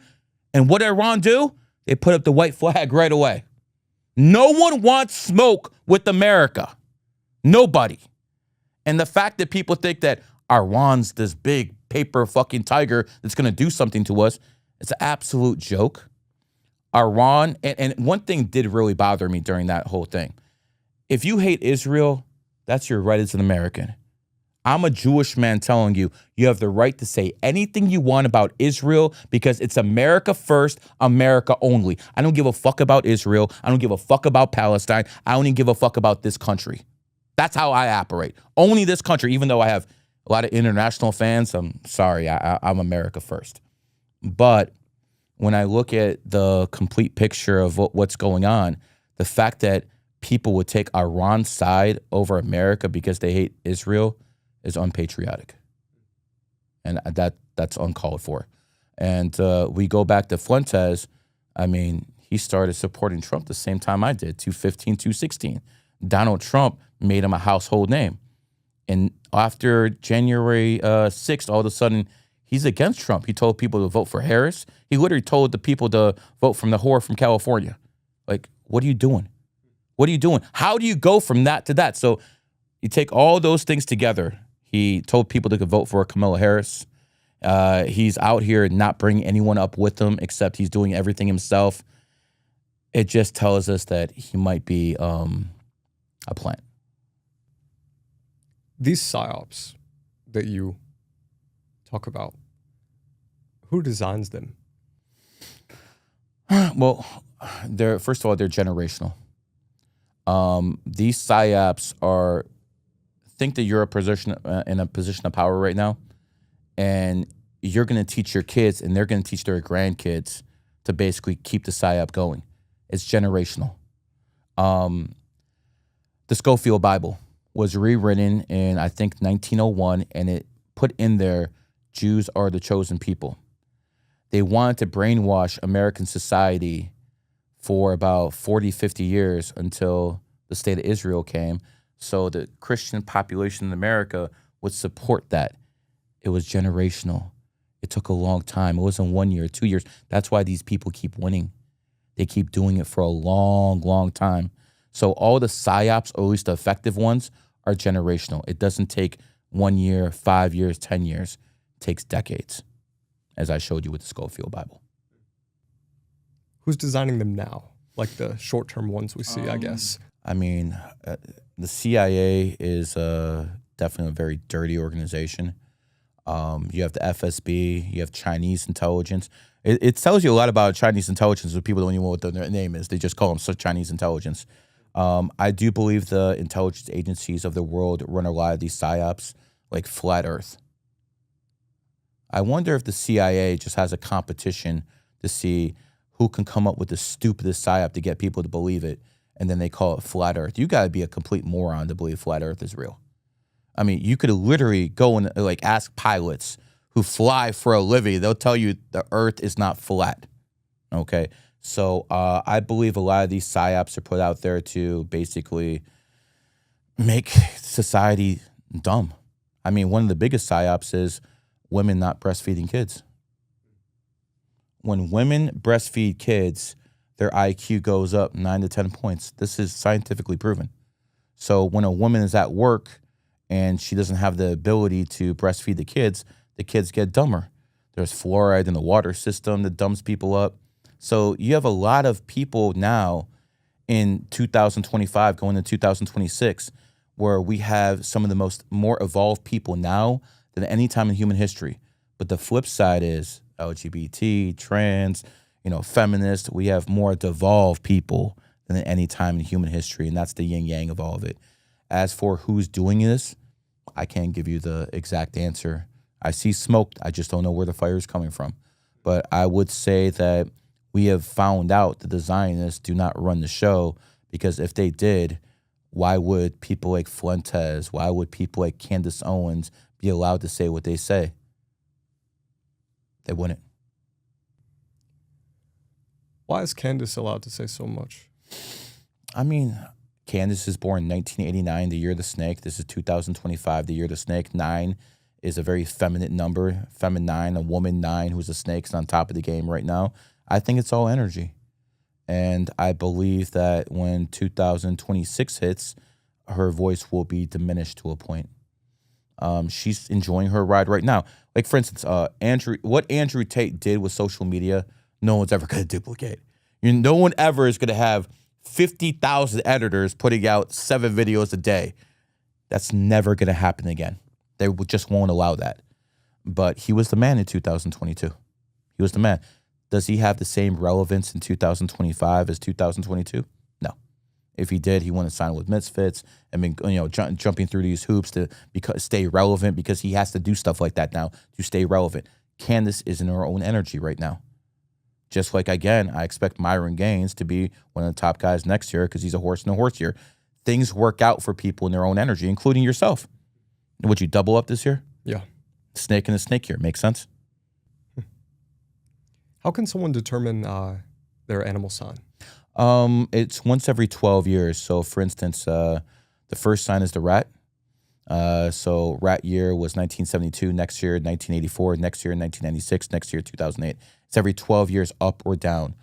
Snake year is 77, 89, 2001, 2013. So it's every 12 years up and down. But if you want me to go through the system real quick, I will. The rat is the enemy sign of the horse. So a lot of people who are born in rat years are going to have some struggles next year because they're going to be in their enemy sign. OPEC was found in a rat year, so I do expect oil prices to drop next year. The rat and horse are enemies. Kobe, a horse, died in the first couple of days of 2020, a rat year. So you see how the system makes sense. And again, since we're in LA, everyone knows Shaq and Kobe didn't like each other. Enemy signs. Next enemy sign combination is the goat and the ox. Saddam Hussein was born 1937, year of the ox. First Gulf War, 1991. Second Gulf War, 2003. Both goat years. Again, every single time. Adolf, born 1889, year of the ox. He came to power in 1933, year of the rooster. Rooster and ox are friend signs. He had Europe completely dominated in 1941. 1941 is the snake year. Snake and ox are friend signs. Yet he lost Stalingrad. He lost Kursk in 1943. Those were goat years. Enemy sign. He lost power as a defensive war ever since then. Next enemy sign combination is tiger and monkey. So America is a monkey nation. Nick Fuentes was banned here. Andrew Tate was banned here. Alex Jones was banned here. They're all tigers banned in the monkey nation. Facebook is also IG, Facebook. They're both monkey energy too. Think about Facebook. Why did it win the war between MySpace and Facebook? Facebook was founded in 2004. Year of the monkey. It matched America's energy, so it took over. Next enemy sign combination is the cat and the rooster. We know P. Diddy and 50 Cent don't like each other. Again, enemy sign combinations. Next enemy sign combination is the dragon and the dog. Well, I mean, listen, Donald Trump didn't get along too well with Nancy Pelosi. He didn't get along too well with Kamala Harris. So again, dragon, dog, enemy signs. And the last one is the snake and the pig. And when it comes down to it, John F. Kennedy was born in the year of the snake.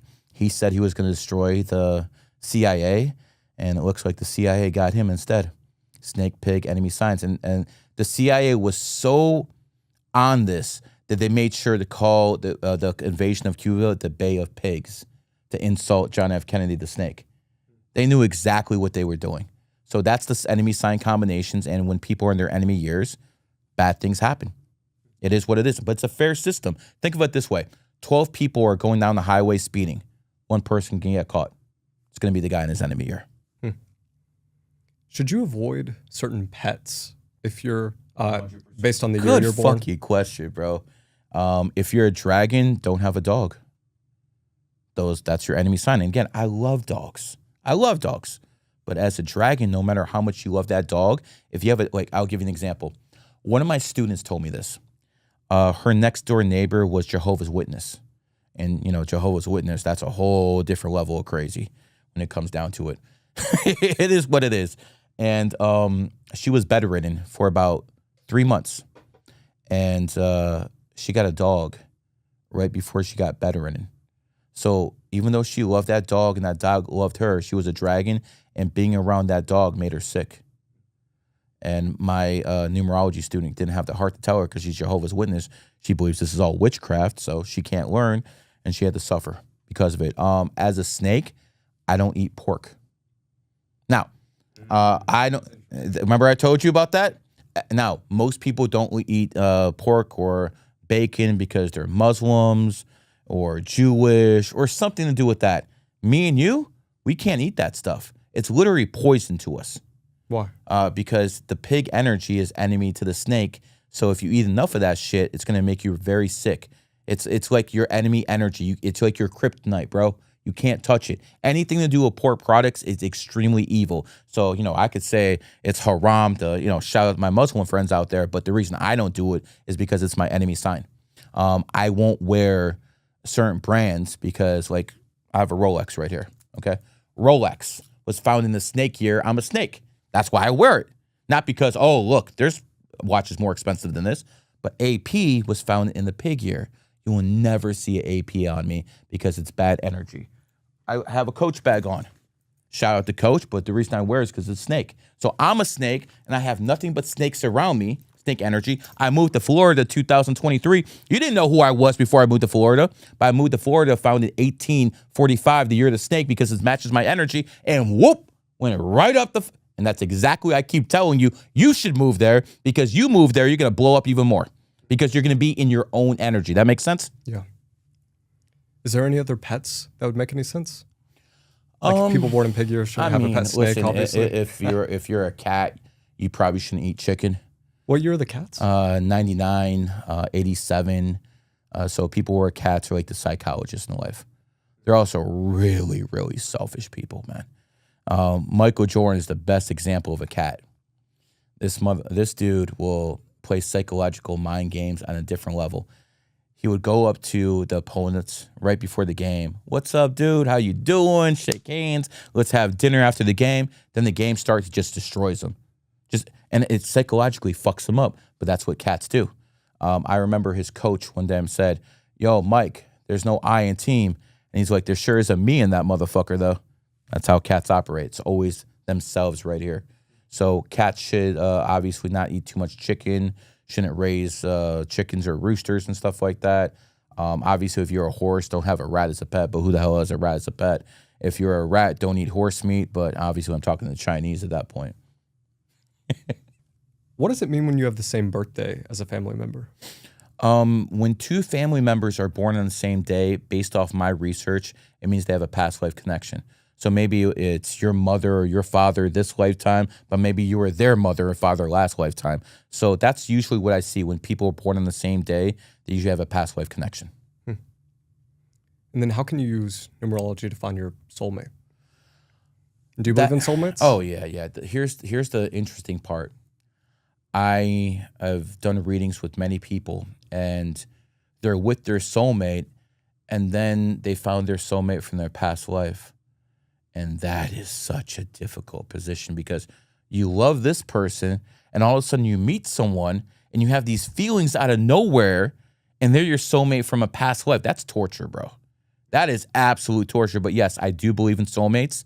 And the people born January 3rd and February 1st, they're the ones with the most soulmates of anyone in the world. That's why Greta is born January 3rd. That's why that Rittenhouse guy is born January 3rd. Nobodies who made it completely big have no charisma, have no nothing, but they made it big because a lot of people are attracted to their energy because they're born January 3rd. So if you're born January 3rd, you have a lot of soulmates out there. But if you're born on some days, you might have one or two. So it's very difficult for some people, like sevens. People who are like, I'm born on the 7th. If I didn't know numerology and astrology, I'd be divorced like the rest of you guys. I would be. The reason I have a strong relationship is because I found my pretty much perfect match. Now, the thing is, no matter how much you guys study, you're not going to learn what I know, at least not in a short amount of time. So that's why I created an app called the Q app. And the Q app is the best numerology astrology app ever made. It's like having a pocket me in there. I'm going to give you a free copy after we're done so you can start looking compatibility. Everything's on the Q app. You want to know what name brands match you. It's all there because, quite frankly, it's a better way to live. Listen, I will tell you guys out there who are my critics. If you find something better than numerology and astrology, I'll follow you. Find me something better. I'm with you. No one's worshiping numbers here. No one's an atheist here. I believe in the prime creator, just not the stuff you guys worship. What's the worst day to be born on? 19th. Let's go back to 2013. Actually, December 2012. My wife had a placenta previa, and I might be butchering the word, but she basically couldn't have a normal, vaginal birth. She had to have a C-section. And I wanted my kid born on a certain day. I wanted my kid born on the 21st, 2/21/2013. That's what I ended up getting. But I remember talking to the doctors, and they scheduled me for February 19th. Now, in numerology, 19 is the number of bad health.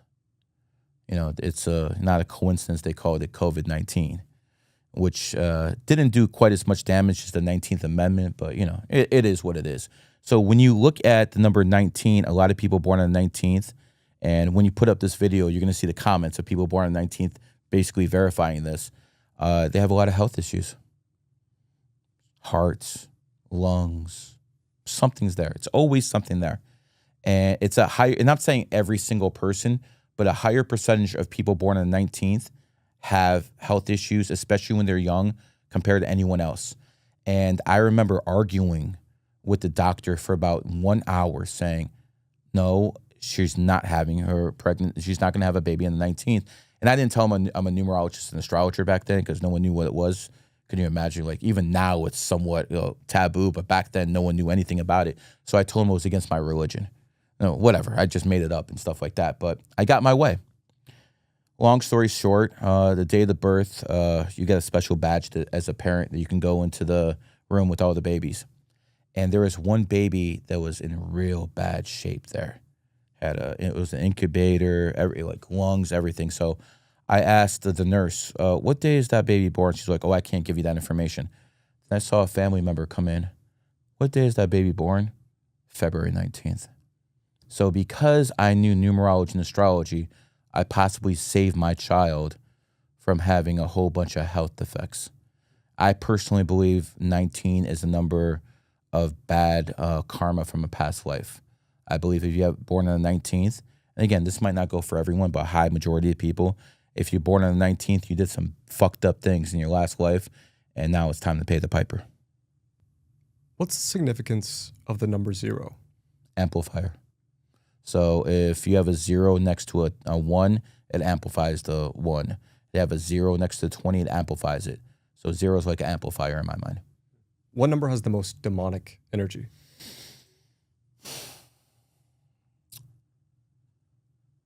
I mean, if I had to pick a number, I'd probably say 13. Because if you look at the 13 bloodline Illuminati families, they really like to emphasize that number. And that number 13 is all over society. You have a team called the 49ers. 4 + 9 is 13. They're going to say it's the 1849 gold rush. Yeah, convenient excuse. Then you have a team called the 76ers. I'm sure they'll say 1776. Convenient excuse. How come there's no other numbers that add up to anything but 13? So 7 and 6, 13 with the 76ers, 4 and 9, 13. So you have it in sports. You have it in movies. Ladder 49, 6 days, 7 nights, 13th warrior. They're always paying homage to these 13 bloodline families in invisible ways that you guys can't see. Why do hotels skip the 13th floor? It's bad luck. The people consider it bad luck, but you're not honestly skipping anything. The 14th is the 13th. You're not doing anything. You're just skipping it.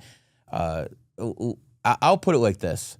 When I look at everything that goes on, Marathon, McDonald's, M&M's, to me, it signifies homage to the 13 bloodline families. When I look at everything from the Chinese to the Russians, that 13's all over the place. If you look at our judicial system, 1 judge, 12 jurors. You look at the Federal Reserve, 1 main bank in D.C., 12 other banks. You look at astrology, one sun, 12 signs. It's always there. So to me, that's the way the elite pay homage in a hidden way to the great families. You said 19 was particularly unlucky. Apple never released the iPhone 9. Microsoft skipped Windows 9. And PlayStation won't create PS9. Why do tech companies always skip the number 9? 9 is, like I said, the first reincarnation. 9s have a lot of issues in this world. The biggest drug addicts are 9s.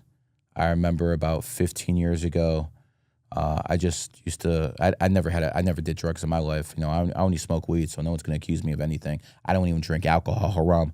But when it comes down to drug addicts, I used to go to rehab clinics and just ask people their birthdays. 50% of the time, the 9th, the 18th, the 27th. Jordan Peterson had a drug problem. He's a 9 life path. Cavicular's out here telling people he does meth. Another 9 life path doing drugs. So 9 is the lowest frequency, and I believe that's one of the reasons they don't want to use that number. 9 is also a number of ending. So they don't want to put that number out there and have something end. So that's why they skip the 8, go straight to the 10. By the way, I'm sure some numerologist is telling them to do that, and I 100% approve. Interesting. I do have to touch back to what you said about the 13 families because I know a viewer watching is annoyed that I didn't ask you about it more. What's the thing with the 13 families? Oh, you got the Rothschilds, the Pinzer family. You got the Lee family in China, the Rockefellers who used to own America. And the Rockefellers pretty much bent the knee in 2000 when Chase Manhattan and J.P. Morgan merged. When they merged, that was the Rockefellers bending the knee to the Rothschilds.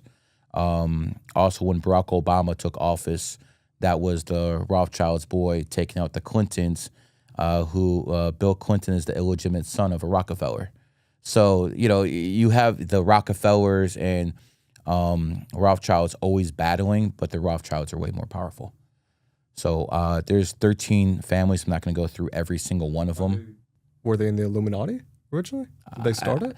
The Illuminati don't call themselves the Illuminati. They call themselves the Babylonian Brotherhood or something like that. You know, I don't like that Illuminati. That's what plebs call them. You know, when are you in the Illuminati? That's how they know you're a pleb. Call them the Babylonian Brotherhood because they've been around since Babylon. You're going to find some out. Another thing about the Rothschilds, everyone knows about the Rothschilds. Everyone knows about the Rockefellers. What about the Romanovs? That was the ruling family in Russia before the Bolshevik Revolution. They were all killed. Now think about this. Royal, R-O. Rothschild, R-O. Rockefeller, R-O. Romanov, R-O. Rolex, R-O. What are they trying to do? R is the 18th letter. O is the 15th. 18 plus 15, 33, baby. Every single time. So, again, to some of the people who are of low IQ, keep reading your Bible, keep reading your Quran. This isn't for you. It's okay. This isn't for everybody. But for people who have high IQs, for people who want to actually have an edge in life, come on over here. Because you know how this is all going to end? I'm not sure if I definitely won't be around by the 2070s. Maybe you have a chance. You'll be an old man by then. Maybe you'll remember my words. But by 2007, there's going to be an AI system that's running the world as a government. And it's going to be based off not Christianity, not Islam, but based off numerology and astrology. So the AI that's going to be running this world in 2070, 2060s, it's going to be a one world government under AI. And that's going to be based off numerology and astrology. That is a promise I have to everyone who's going to be watching this in 50 years. That's what's going to happen. That is the end game. And for all you guys who say, all the Muslims who say they're going to convert my kids and grandkids to Islam, nah, pimp, I'm going to convert your kids and grandkids to numerology and astrology because that is God's code and that is what he wants us to do. Have you seen the DMT laser experiment? No. No? No, I've never done DMT. It's interesting. They basically took a laser and put it against a wall and then had people on DMT. And the laser could see through a wall, so they make the laser bigger, and you would see a code. and everyone would see the same code when they did DMT, and they'd write it down and like kind of prove it. And it like looked like, I think it was Japanese letters, kinda. It looked like some alien language, just like over. And you move the laser to a different part of the wall, you see a different code. You put the laser like on your hand, you see a different code. What do you make of something like that? I believe that if people are using more than 15 to 10% of their brain, a lot of things are possible. And the reason I haven't done DMT yet is because I'm so wound up already. That's, I'm already out there. I'm afraid to get a bad batch because, listen, I'm not a bodybuilder. I'm not out here, doing things off my looks. My main thing is right here in my brain.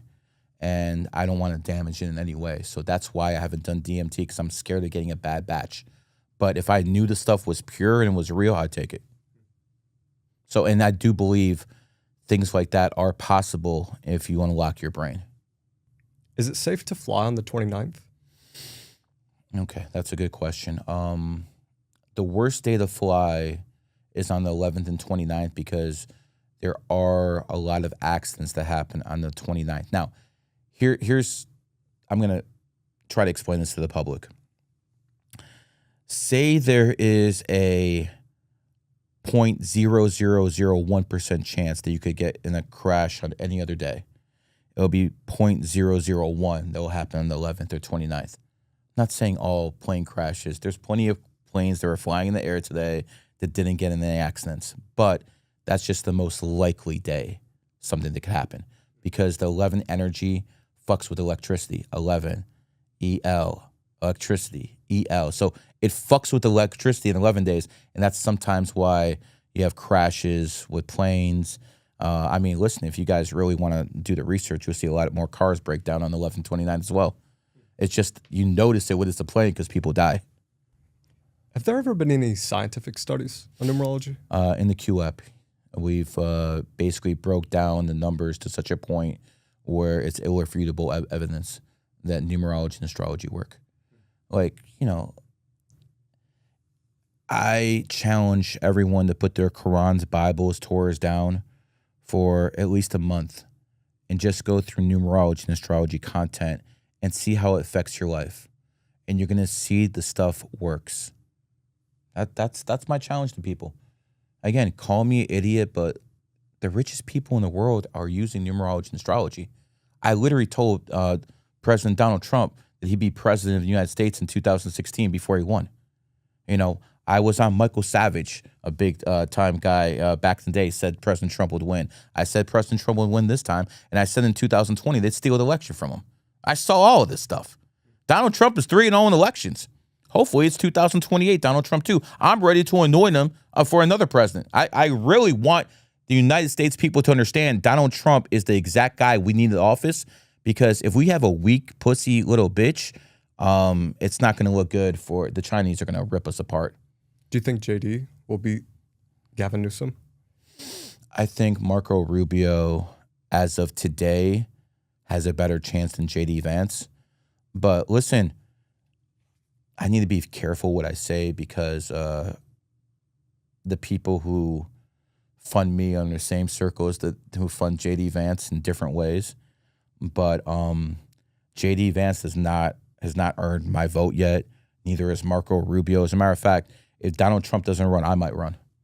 The only person I've ever supported politically is Donald J. Trump, because he tells it as it is.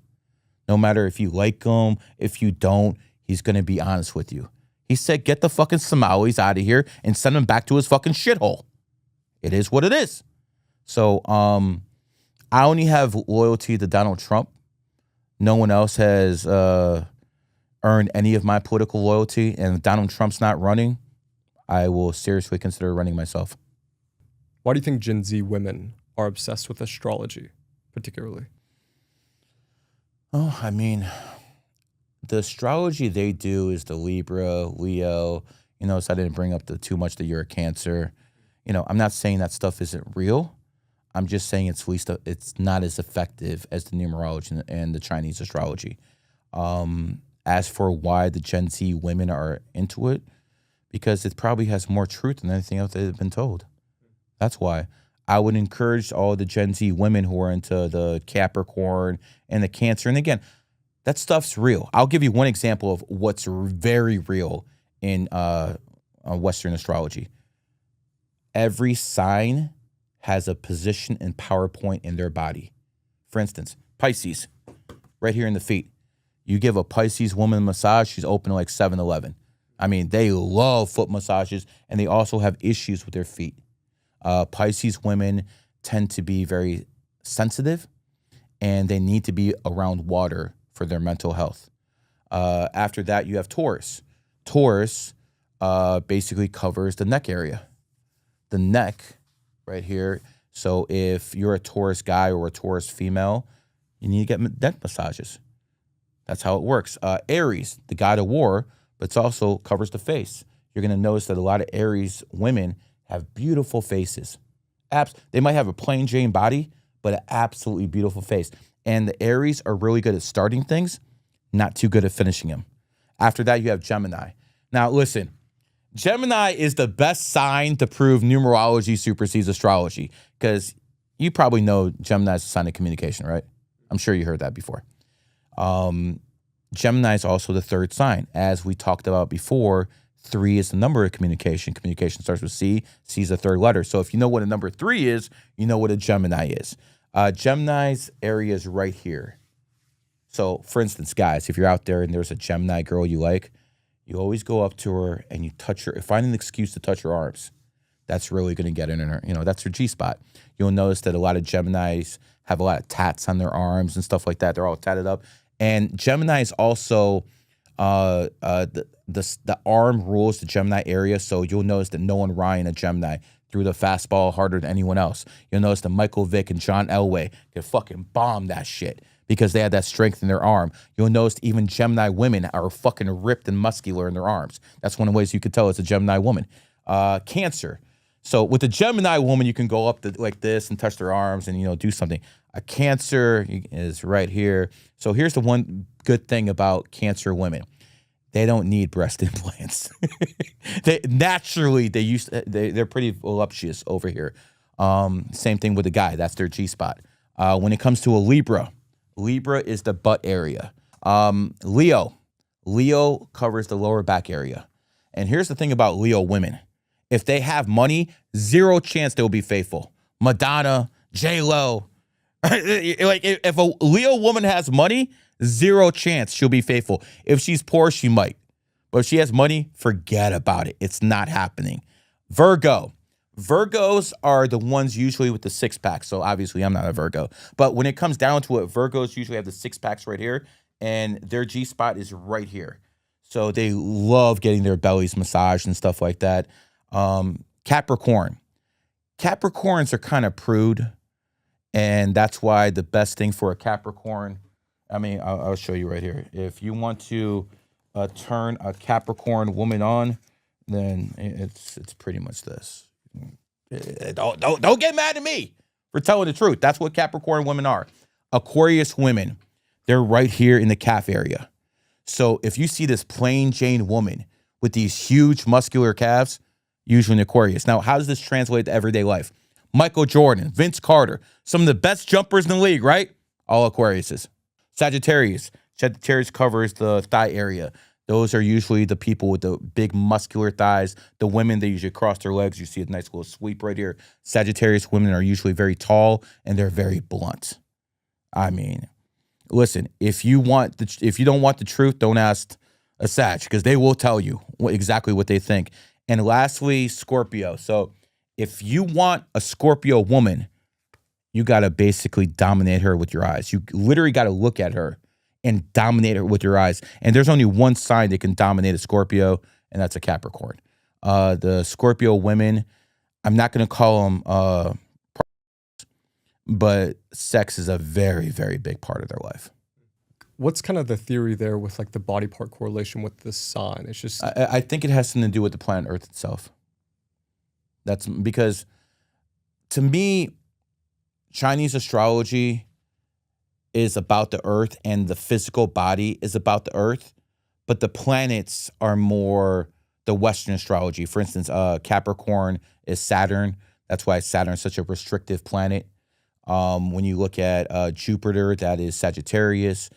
To me, the body parts have more to do with how the earth is moving on a certain gravitational pull. And that's why the body parts are assigned and the energy points are assigned through the astrology at birth. That's at least my explanation for it. At the end of the day, I'm not going to give you 100% of why the stuff works. Only God's going to be able to do that. But I know it works, and I can give you examples of it working. But where it came from, we'll have to go right back to the very beginning of this podcast where I told you I think some time traveler brought it from, in the future and brought it back in the past. What's your favorite planet? Saturn. Besides Earth, obviously. Why Saturn? Because Saturn is very, very restrictive. And you have to put in work to get around Saturn. Saturn will hold you back, especially Capricorns. Some people have it when they're young. 24, 25, 23 years old, and you're a big star. Some people have it when they're young. Some people have it when they're in their 30s and 40s. And some people have it when they're old. And most of the people in positions of power at an older age tend to be Capricorns. So Capricorns are the ones that put in mad work and they get rewarded at the very end. So, it's going to be hard pressed for you, the coolest kid in school, to be a Capricorn when he's young. Usually Cancer or something like that would be Leo, definitely the cool kid always. But do you think reading palms is bullshit? No, it's your palm. Right hand? Your dominant hand. So right here is your lifeline. You see how it has no cracks in it? You're going to live a long life. I know all of this stuff. Palm reading, tarot. The thing is, that stuff just isn't as accurate as numerology and astrology. That's why I keep pushing people to that. But there's not one form of divination I don't know. I studied all of them. But I actually don't want to be, bunched in with all the astrology girls. That's why I don't do tarot. I don't want to be bunched in with those people. Like some people want me to be like, Gary, I'm a psychic. I can heal people. Can you put me on? No, I can't put you on. I got enough credibility trouble myself. You want me to put on a psychic? Get the fuck out of here. On being psychic, can you tell, how do you know when someone's going to die? There's something called a death code. And this is something I released after I had some files leak. And the guy who leaked them, he's in hell right now, but it is what it is. But since it's leaked, I might as well take credit for my own work. And what I found out is when people die, you can't look at someone's birthday and get a conclusive answer of where they're going to die, because I went through cemeteries when I was a kid. When I was around your age, I would just go through a cemetery myself, smoking a blunt, looking at when someone was born and when they died, and try to figure out why someone born on that day died then. And I came up with some conclusions. Some people die in their enemy year, but that's not the main thing. But then I made a connection, and I made a connection because I've given 45,000 readings in my life. And a lot of people started telling me that their parents died in their enemy year. And that's when it clicked. I was like, wait a second. People don't die based off their energy. They die based off their kids' energy. It makes sense, because if bloodline matters, then it would make sense that the old vassal would die in the new vassal's enemy year. So again, examples of this. Kanye West, born 1977, year of the snake. His mom died during plastic surgery, 2007, year of the pig. Michael Jordan, born 1963, year of the cat. His dad died 1993 in a shooting off the highway. I've seen this. And again, you guys are saying two examples. Those are two famous people that I can bring up there and show you how this stuff works. It works about 60 to 65% of the time. It usually works off the first child, but sometimes the second. Example, Jeb Bush, the brother of the former president and the former governor himself. He's a dragon. Both his mom and his dad, George and Barbara Bush, died in 2018, the year of the dog, his enemy year. So we see this pattern over and over. And again, this is something the Rothschilds didn't even figure it out. I figured it out, and the only reason I figured it out was because I did so many readings and I saw so many people telling me, yo, my dad died this year. My dad, go to my first live radio appearance on the Trip Show on YouTube. And I gave a guy a reading in his enemy year. I said, you had an enemy year this year. And he's like, oh, yeah, my mom died. It started clicking and clicking after so many people started doing it. And that's how I figured out that most people die in their enemy year. So my first kid is a snake and my second kid's a dog. I'm most likely going to go with a pig or a dragon year based off that information. Now, is it 100% accurate? No. It's about 60, 65. When you people out there find something more accurate than 60, 65%, then you guys can talk down to me and say this is bullshit. Until then, shut the fuck up. So there's no calculation for like age specifically. It's just more so likely to I've be noticed an that enemy people, year. I'll give an example for me and you. I've noticed people born on the 7th, 16th, 25th, they die of cancer more than anyone else. And the way I've backed this is because I have 6,000 students. GG33 is really big. And some of my group members are doctors. Now, obviously, there's HIPAA laws and stuff like that. So you can't give me the name and the birthday, but you can give me a whole bunch of birthdays and have me analyze it. And I analyzed about 2,000 people through AI and a whole bunch of other tools. And the people who were born on the 7th, 16th, 25th were more susceptible to die from cancer than anything else. STDs, more people who are 5s tend to have STDs than anyone else. Little things like alcohol. People who are 1 life path should not drink. Alcohol begins with A. A is the first letter. And, ones are very masculine. Ones tend to be very aggressive. And when you start drinking, you have an aggressive personality, bad things happen. So I tell people who are ones, watch those DUIs. I know too many freaking rich men, too many people who had all their shit together who are ones who got a DUI or fucking got in some bar fight and fucked up their lives. So different numbers to watch out for different things. A 1, watch out for alcohol. A 9, watch out for pills or meth or whatever other drugs they do. So different numbers got to watch out for different things. 5s have to make sure they're not whores. Very good looking people have trouble not being whores. It is what it is. Do you think elites gatekeep numerology? And how do they use it to make money? 100% they gatekeep numerology. I already told you how Vanguard's found on the 28th, with 28 energy. I already told you the people they put in positions of power are usually 28s. I mean, listen, Elon might be an actor for all we know. How does this guy have time for SpaceX, Twitter, Tesla, the time to play video games all day? I've literally had people who are worth $10 billion tell me this guy's an actor. So, again, I don't know what it is about Elon. I do know this. I've already been suspended 25 times from Twitter, so it doesn't matter what I say about him. I can't even use my real name on Twitter. Remember I messaged you like, is this Gary? Because it doesn't say Gary Numbers, guys, because if it did, I'd be suspended. Elon Musk took about 500,000 followers, and everyone knows Twitter is the hardest one to build. Like, I'll give you an example of how I use numerology and astrology. When Elon Musk bought Twitter in 2022, I told everyone in my group, that's it. We got to start going off Twitter. I did not use YouTube before 2023. I did not use IG before 2023. I wasn't on TikTok before 2023. I managed to pull off with my fan accounts and all those other. I got about 2, 3, 4 million followers between all those accounts. I couldn't do it like everyone else, so I had guerrilla warfare because I've been suspended so many times on Twitter. I was like, okay, I'm going to have one account with 300,000, one account with 400,000, instead of a big account with 2 million that they could take me out right away. That's the way I started looking at things. And when Elon Musk came in, Elon Musk is born in the year of the pig. I mean, look at his wives. He has kids with anyone else. He acts like a fucking swine. So when I knew he was taking over fucking Twitter, I knew it was game over for me. So I started spreading out all over. If I didn't do that, he would have locked me down on Twitter and I would have been done. So that is one of the ways I use numerology and astrology to see my enemy is coming in a position, enemy sign is coming into a position of power. I need to start navigating out of here. That's how it saved me. Now, how the elite do it? I mean, listen, just talked about 9/11 all day. What about the Great Depression? It started October 29th, 1929. They did it on purpose. Around the 29th, 2 and 9 is 11. They wanted people to get all emotionally wound up. As a matter of fact, if you look at most of the biggest disasters in world history, you're going to find that 11 energies right there.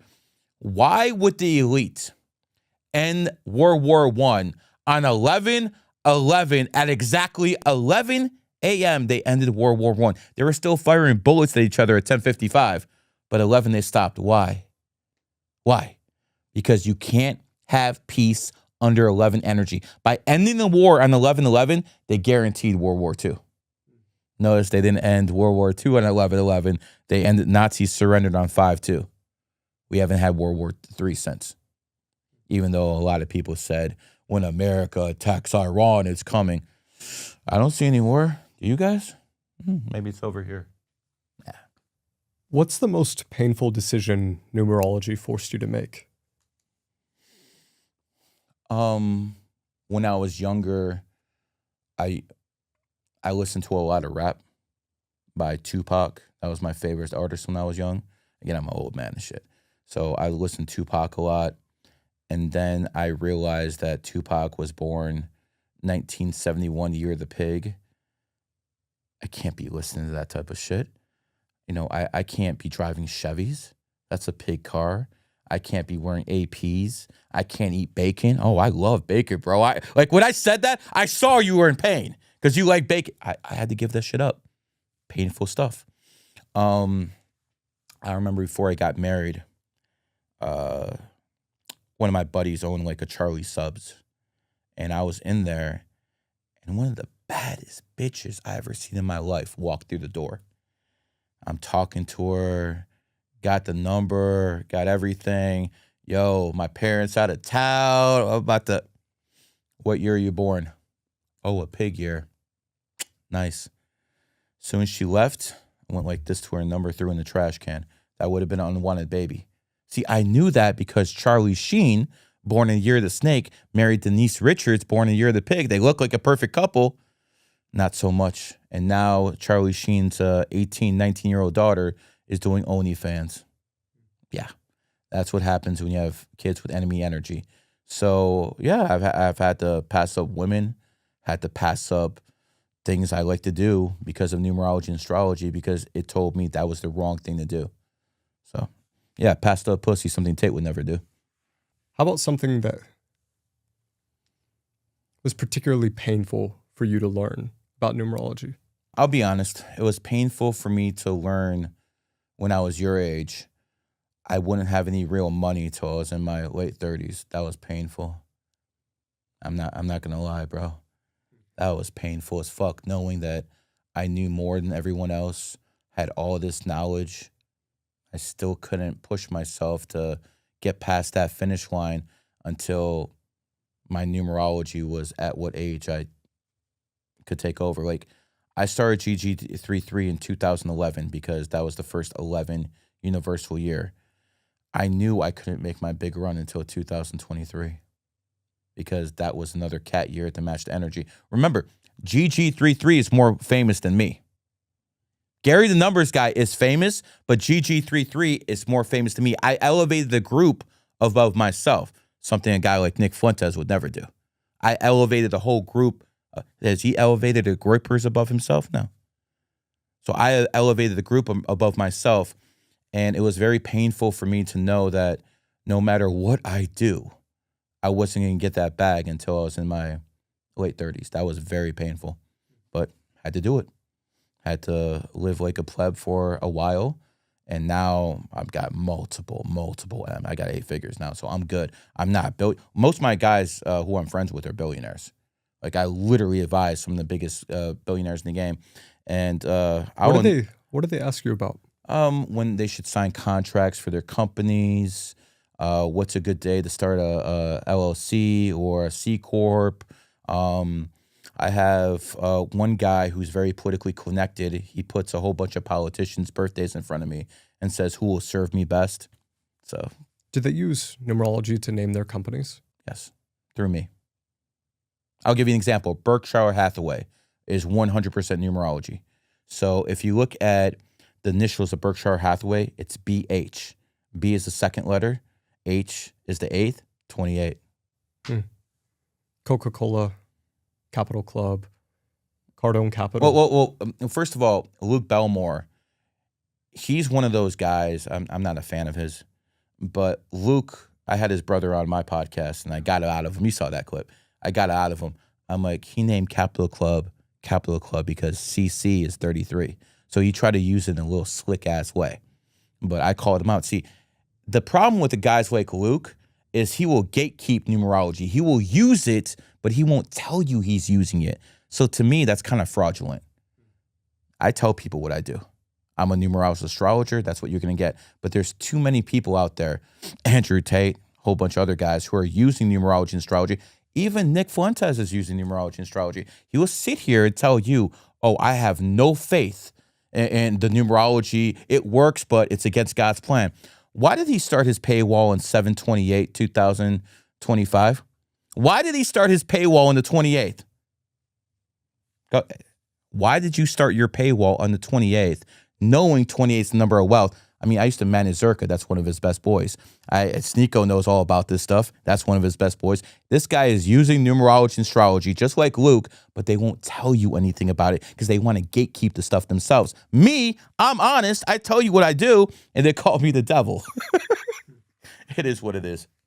How can you use numerology to make money? You can do what Walmart does. You can have 88 on the very back end of all your prices. If you go to Walmart 10 years ago, all the prices ended in 99. You go to Walmart now, they all up in 88.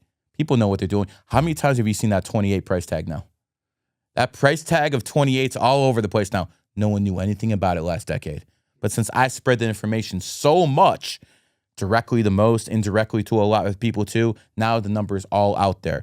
If you want to make money with numerology, a couple ways. So, say you're selling a product, have it for $35, 3 and 5 is 8, or sell it for $530, 5 and 3 is 8. So anything that adds up to 8 is a good way to sell things, or open your LLC on the 28th. That's what I did. That's what a lot of my people do. So again, don't have to believe me. Let's look at Apple. Apple is the cash richest company in the world. Apple was started by Steve Jobs, born 2/24/1955. 2/24/1955 adds up to 28. You see, I practiced that a few times. Then he incorporated Apple on 4/1/1976. Again, 4/1/1976, 28. And he basically he founded and incorporated it on another 28 day, 1/3/1977. So we have Steve Jobs, a 28, who didn't make Apple. That was Steve Wozniak, the smart 7. He's the one who came up with it. The GOAT, Steve Jobs, is marketing it. So he's a 28. He founded Apple on the 28th day. And Tim Cook, the guy who replaced him, what do you know, another 28. So they're doing it on purpose. And by the way, 1 is enemy numbers with the 9. And now you understand why they skipped the 9. They know what they're doing. It's all over. It's just these guys who are Bible thumpers or reading the Quran, or these guys who think like they know everything because they're the chosen people. It's all nonsense. You have nothing but faith. I don't want your faith. I only ask you to believe in facts. So you look at the days, like if we were to post this podcast, what would be the most viral time to post it? Would it be 22nd? Are you interested in making money or making sure it gets as viral as possible? Because those are two different things. If you're interested in making money, I do it on dropping the 8th, the 28th, or something around those type of energies. If you're interested in making a huge impact, 11th, 29th, that's exactly why we're here on the 11th, because I'm more interested in making an impact than I am actually making money, because I already, I'm around the richest people in the world, man. I've been on the yachts. I've been in all the penthouses. It's nice, but, my money is in God.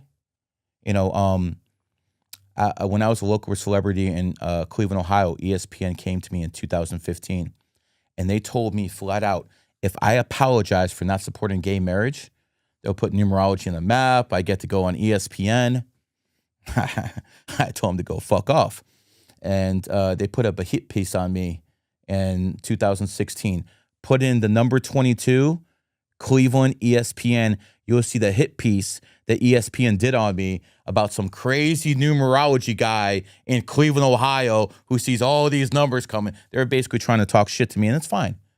But they would never mention my name, just like when Fuentes always takes shots at numerology and astrology, he's talking about me. We know what's going on. We know exactly what's going on. And to the influencers in the world, I want you to understand this. your people, I'm talking about the Sneekos and all the Zerkas of the world, no one's going to remember you in 10 years. And no one's going to even know what the hell you did in 15. What I'm doing now, I'm planting the seeds to revolutionize the world. It doesn't matter if it's Nepal, India, Japan, Mexico, America. They know me all over. These other guys, they have very little influence. That's why I can have 1/10 of the followers as some of these other guys, and I make 100 times more money than they do. Because plebs, poor people follow you, and the richest people in the world follow me. It is what it is. Does the time of day matter? Yes. What is that? Tell us. And we see a 28. Well, it's interesting that you tell me to look at the clock. It's 5:28. I hope you guys can videotape this and see it. What's 5 plus 28? 33. There you go. Yeah. It sure as hell did tell us number 7, didn't it? So the time you tell me to point, I point it. It's 5:28, and look, we've been talking about the number 28 and the number 33. It's right there. This is what I call a matrix confirm. Do you think it would make a difference if I asked 33 questions every time on the podcast, did stuff like that? I think it's more important for you to do the podcast on the right day. Like if you know, like for instance, Fuentes is an 8. You should do an interview with him on the 8th day because that's when it will go most viral with him because he's an 8. I'm a 33. I do best with master numbers. So again, brother, I already told you on the phone, man. You sign a non-disclosure with me, I'll teach you some way more advanced numerology, and that way you can start doing things from behind the scenes. Fuck what these people think. I don't care. Like, no matter what podcast I do, no matter what event I do, I always get cooked in the comments. Idiot, fat Jew, whatever they want to call me, I'm all in there. I don't care. You people are poor. I'm only interested in taking to that 10, 15% of the people who have a strong mind, and they're going to be the ones that look into this. Gary, you're someone who sees patterns everywhere in the world. What's one thing in your life that still surprises you? Maybe something that you can't use numerology for. Can't use numerology in the dream world. That's for sure. Numerology only affects this virtual reality. In the dream world, numerology does not work. So that's something I had to realize about 15 years ago, that numerology only works on this third dimensional plane. In the dream world, it does not work. What do you mean by the dream world? Well, when there's the fourth dimension, third dimension, and in between, that's the dream world where we all go to when we sleep. Numerology does not work in that realm. Only works in this one. Do you lucid dream? Yes. Do you get information from your dreams about this world? I get information very differently than most people. I'm very tapped into the ether. And when you're tapped into the ether, things become a lot more clear. And that's just because I'm a 33. And the thing is, only a snake can be a pure 33 because 33 AD was the snake year. You're a straight up interviewer, man. Like most people want to debate this stuff. This guy just asks questions and get out the way. Thank you. Yeah, I don't find it worth it usually to debate with people. I talk to morons, huh? I think usually you get less useful information when you debate someone. Like how much have you shared on this podcast maybe versus another podcast where someone's just telling you that you're stupid for being a numerologist? I definitely shared more. Yeah. I get your point, but just to show you how this stuff works, Andrew Wilson's been torn apart this year. Everyone's seen it. He's born a year of the pig. This is a snake year. Stuff you expect. Megan Thee Stallion, she's been torn apart this year. Year of the pig. That's what happens in snake years. Wes Watson, my dude in Miami, he got hit this year. He's born in the year of the pig. So when people are born in pig energy, usually bad things happen in their enemy year. Good thing is you only got like about 80 days left in the snake year, so it is what it is. But it's not just things. A lot of times people make the mistake of thinking it's just people. It's also things and places. For instance, India was founded in the pig year. Rupee's not doing too well. India's fucking not doing, the economy's not doing too well because it had pig energy. As a matter of fact, Pakistan and India went to somewhat of a war this year. Small one. Trump stopped it. Shout out to my president. But they're both pig nations going to war. It is what it is. Who's going to have a bad year next year? LeBron James. He's born. I mean, listen, LeBron James might have some problems with the FBI next year with this gambling scandal that's going to probably reach up to him. But LeBron James is going to have an off year. Dwayne "The Rock" Johnson is going to have a off year. It is what it is. One of the biggest mistakes Dwayne "The Rock" Johnson made was he endorsed Joe Biden. He admits that was a mistake. And that's what happens when you endorse your enemy sign. Joe Biden's a horse. He got endorsed by The Rock, Rat, and a lot of negative things happened because of that. That's why he didn't mess around in this election. He had a bad taste in his mouth. So usually when people do things in their enemy year, it comes back to haunt their ass. As for an institution that's going to have a bad year, OPEC. OPEC was founded in the rat year, 1960, I believe, and I do expect oil prices to plunge next year. So people can make money off that. That information right there. I already told you crypto. I already told you OPEC. So those are some of the things I see happening next year. Accidents are going to be off the hook next year. Road rage is going to be off the hook next year because it's a one universal year and people get pissed. People's fuses are going to be a lot shorter next year. And another thing, again, even my ass is going to get more in shape next year because that's how you go with the energy. Next year is a 1 year. It's a horse year. What are horses? Horses are extremely active people. NFL. The cornerback position is probably one of the toughest for speed in the NFL. You had a 40-year-old cornerback in his prime called Darrell Green, who was a damn horse. Only a horse could do that at 40 years old. There's another guy called Champ Bailey, probably the best cover corner in NFL history. I'm not sure if you know him, but he was a horse too, because horses have that acceleration speed that no one else has. Horses are also extremely stubborn. Nelson Mandela.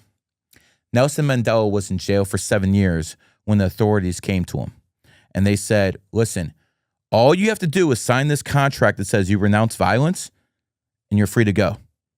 He said no. He said no to going home fucking his wife. He said no going home raising his kids. He had said no to lying in his own bed. He was in jail for another 20 years because that son of a bitch was that stubborn. Only a horse will be that fucking stubborn. No one else. But horses have great work ethics and they're also very loyal people.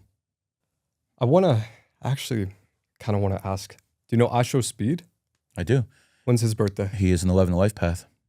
He is born 121 2005. So I show speeds that 11. What we talked about in the very beginning, charisma. We also talked about 3 is the number of the communicator. So I show speed has the 3 energy and 11 energy. Perfect match for an influencer. Now let's go back to when I talked about my kid. My kid was born on a certain day to become an influencer. Now before I show speed was big and famous, my kid was born in 2013. He was born on the 21st, just like I show speed. And he's an 11, just like I show speed. And I will start podcasting with my kid next year, January 2026, because quite frankly, what's the point of having them go to school anymore? What's the point? AI is coming for everyone's jobs. We're literally losing 40,000 jobs in America right now every week because of AI. And while people are worried about the Zionists, while people are worried about this, or Kim Kardashian, who she's fucking, they're coming for your jobs. And basically, people have like 3 years left max to get rich. Because if you don't have your bag by 2029, definitely by 2030, you will be stuck in perpetual poverty for the rest of your life and with your family. These are the last years left. And we can go back and see how this works. Everything goes in cycles. Everything's numerology and astrology. Spanish flu, 1918. 100 years later, COVID, 2019. We had the roaring 20s from 1920 to 1929, one of the most productive times in early American history. Everyone had money back then. Then 29 happened, and what happened in the 1930s? Depression. That's what's coming. Because why would anyone pay anyone a real living wage when you can have robots do it for pennies on the dollar. So what's going to happen afterwards? People are going to steal. People are going to loot. People are going to feed their kids one way or another. So the government's going to be forced to give everyone a basic income. That's going to destroy capitalism. So what's going to happen is, if you guys watch the movie, what was it? Running Man that just came out. Very good movie about what's going to happen in the future.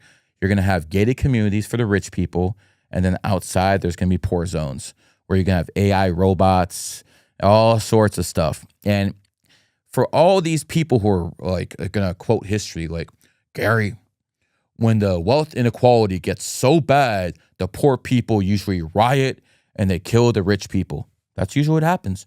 Happened in the French Revolution. But see, things are different now because the government could never get its own people to shoot on its own citizens. They could never get the army to shoot on their own citizens. And the Russian Tsar tried that. It didn't work. It never works. But now it's going to be a little different because it's not going to be human soldiers. It's going to be AI terminators. And when those poor people rise up, they're going to send the terminators and take them right down. So it's not going to be like every single time in history where the poor people just rose up, got rid of the rich people, and then new rich people came to power and the new system came to power. No. They got something for your asses now. So they're going to give you some basic income for a few years. They're going to cut that off. And when you guys riot, they got terminators coming.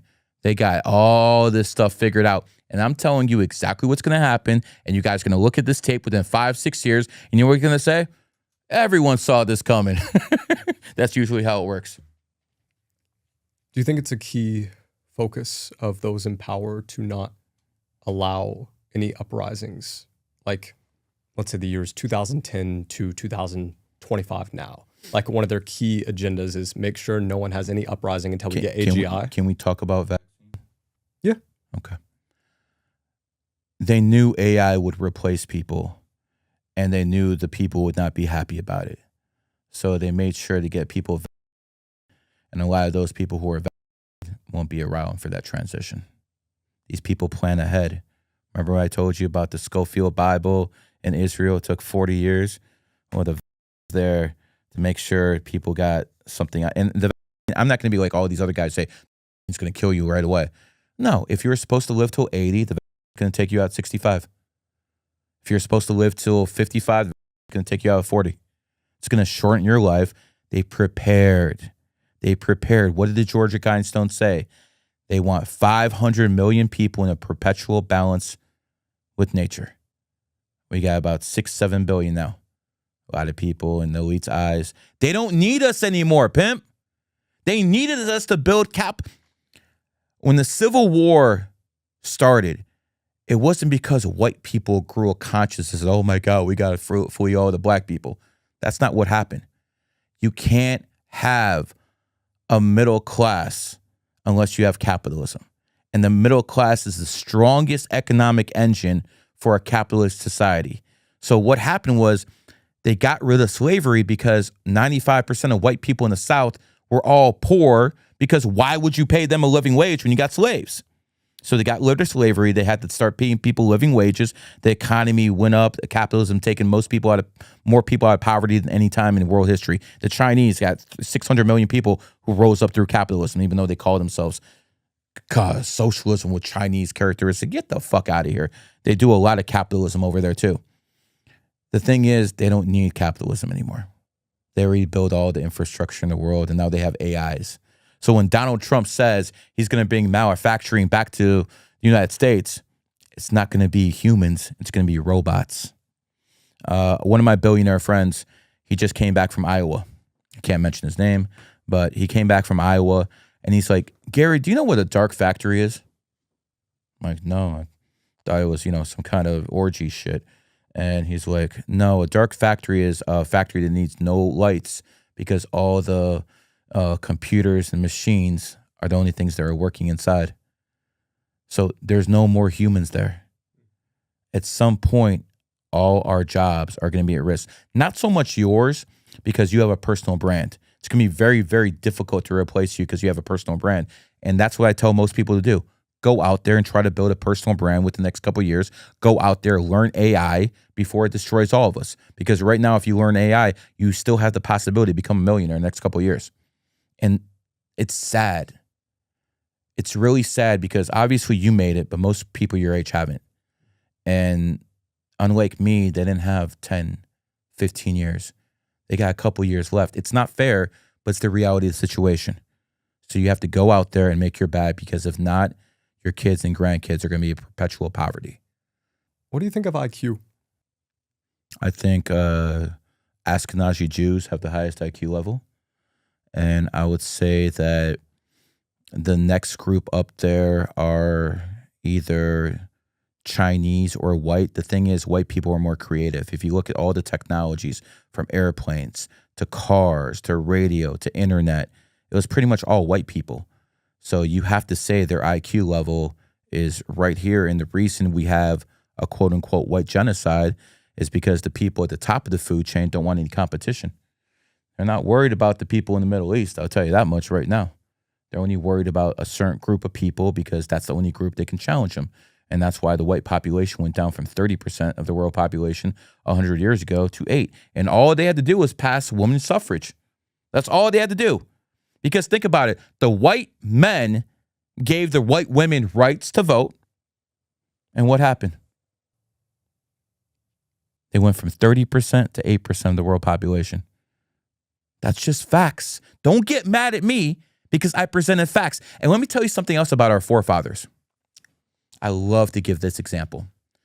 1860 was when the black man got the right to vote in America, around that time.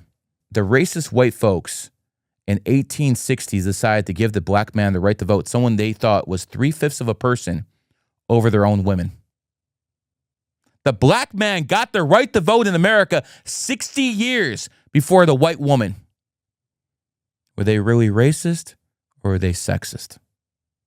And if they were sexist, is there a reason for them to be sexist? And obviously, you see what the end results are.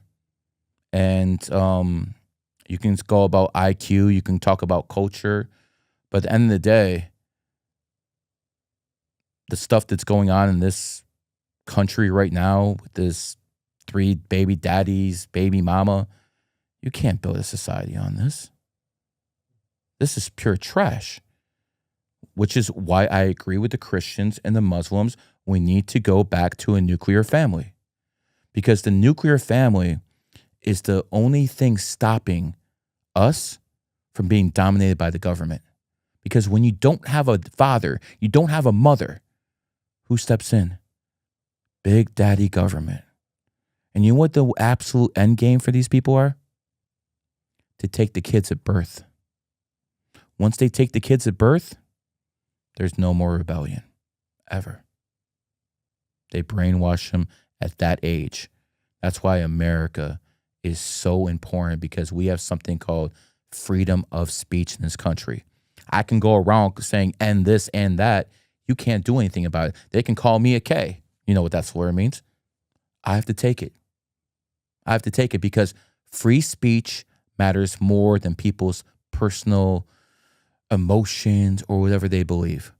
We need to have that open in America, which is why I think the JQing should be completely legal. Even though, unlike Nick Fuentes, he has every fucking right to say what the fuck he says. And that goes with Candace Owens or anyone else. They have every right to say it because this is America and we can say what the fuck we want in this country. People have died for that right. And if you cower down and you fucking kowtow because some liberals or some feminists tell you, oh, you can't say that, then you're a coward, and that's how we lose democracy within a few generations. You're the future, bro. People like you, people who are your age, you got to keep this going. I'm not going to be around in 30 years. You have to inspire the next generation. Because if America's not running the world, it's going to be a dark, dark fucking place. With all America's faults, anyone can come in this country, any immigrant can come in this country, work hard, and become a millionaire. 1 out of every 10 adults in America is a millionaire. In China, it's 1 out of every 200. It's not even close. Even the people at the bottom of the food chain, Black Americans. 1.8 million Black Americans are millionaires in this country. 1.8 million Black Americans are millionaires in this country. I know Black billionaires. And these people are talking about reparations. Fuck you. Anyone in this country can make it as long as you work hard. And that is the beauty of this country. My dad came from the Soviet Union. He dragged my mom over here to make sure I was born in this country. So I guess some people can call me anchor baby. It is what it is. But it is what it is. But at the same time, my dad put in hard work, 3 jobs, would drive a bicycle in snow to go to work to make enough money. I grew up poor, had cockroaches in my room, going through all my toys. I remember all of this stuff. But I thank my dad because even though I'm a millionaire right now, his job was way harder than mine. I thank my dad every fucking day for giving me the opportunity to live a better life than he had. And my job, the way I thank him, is make sure my kids live a better life than I did. Because one of the things that bother me about women, and this is sick, I've seen mothers get jealous of their daughters because they're better looking than them. Absolutely disgusting. And while I have an ego, and while I'm the king of numerology and the godfather of this stuff, I would love nothing more than both my kids to supersede me. Man, do everything in my power to make sure they do. That's the difference. A father will always want his kids to supersede him. Not too sure about the mother. Gary, last question. What's the one truth about numbers that you want people to remember? Men lie, women lie, but numbers never lie. Beautiful. Well, everyone, this has been your guest, GG33. Appreciate you coming on, man. This Thank is you, the brother. Jack Neal Podcast.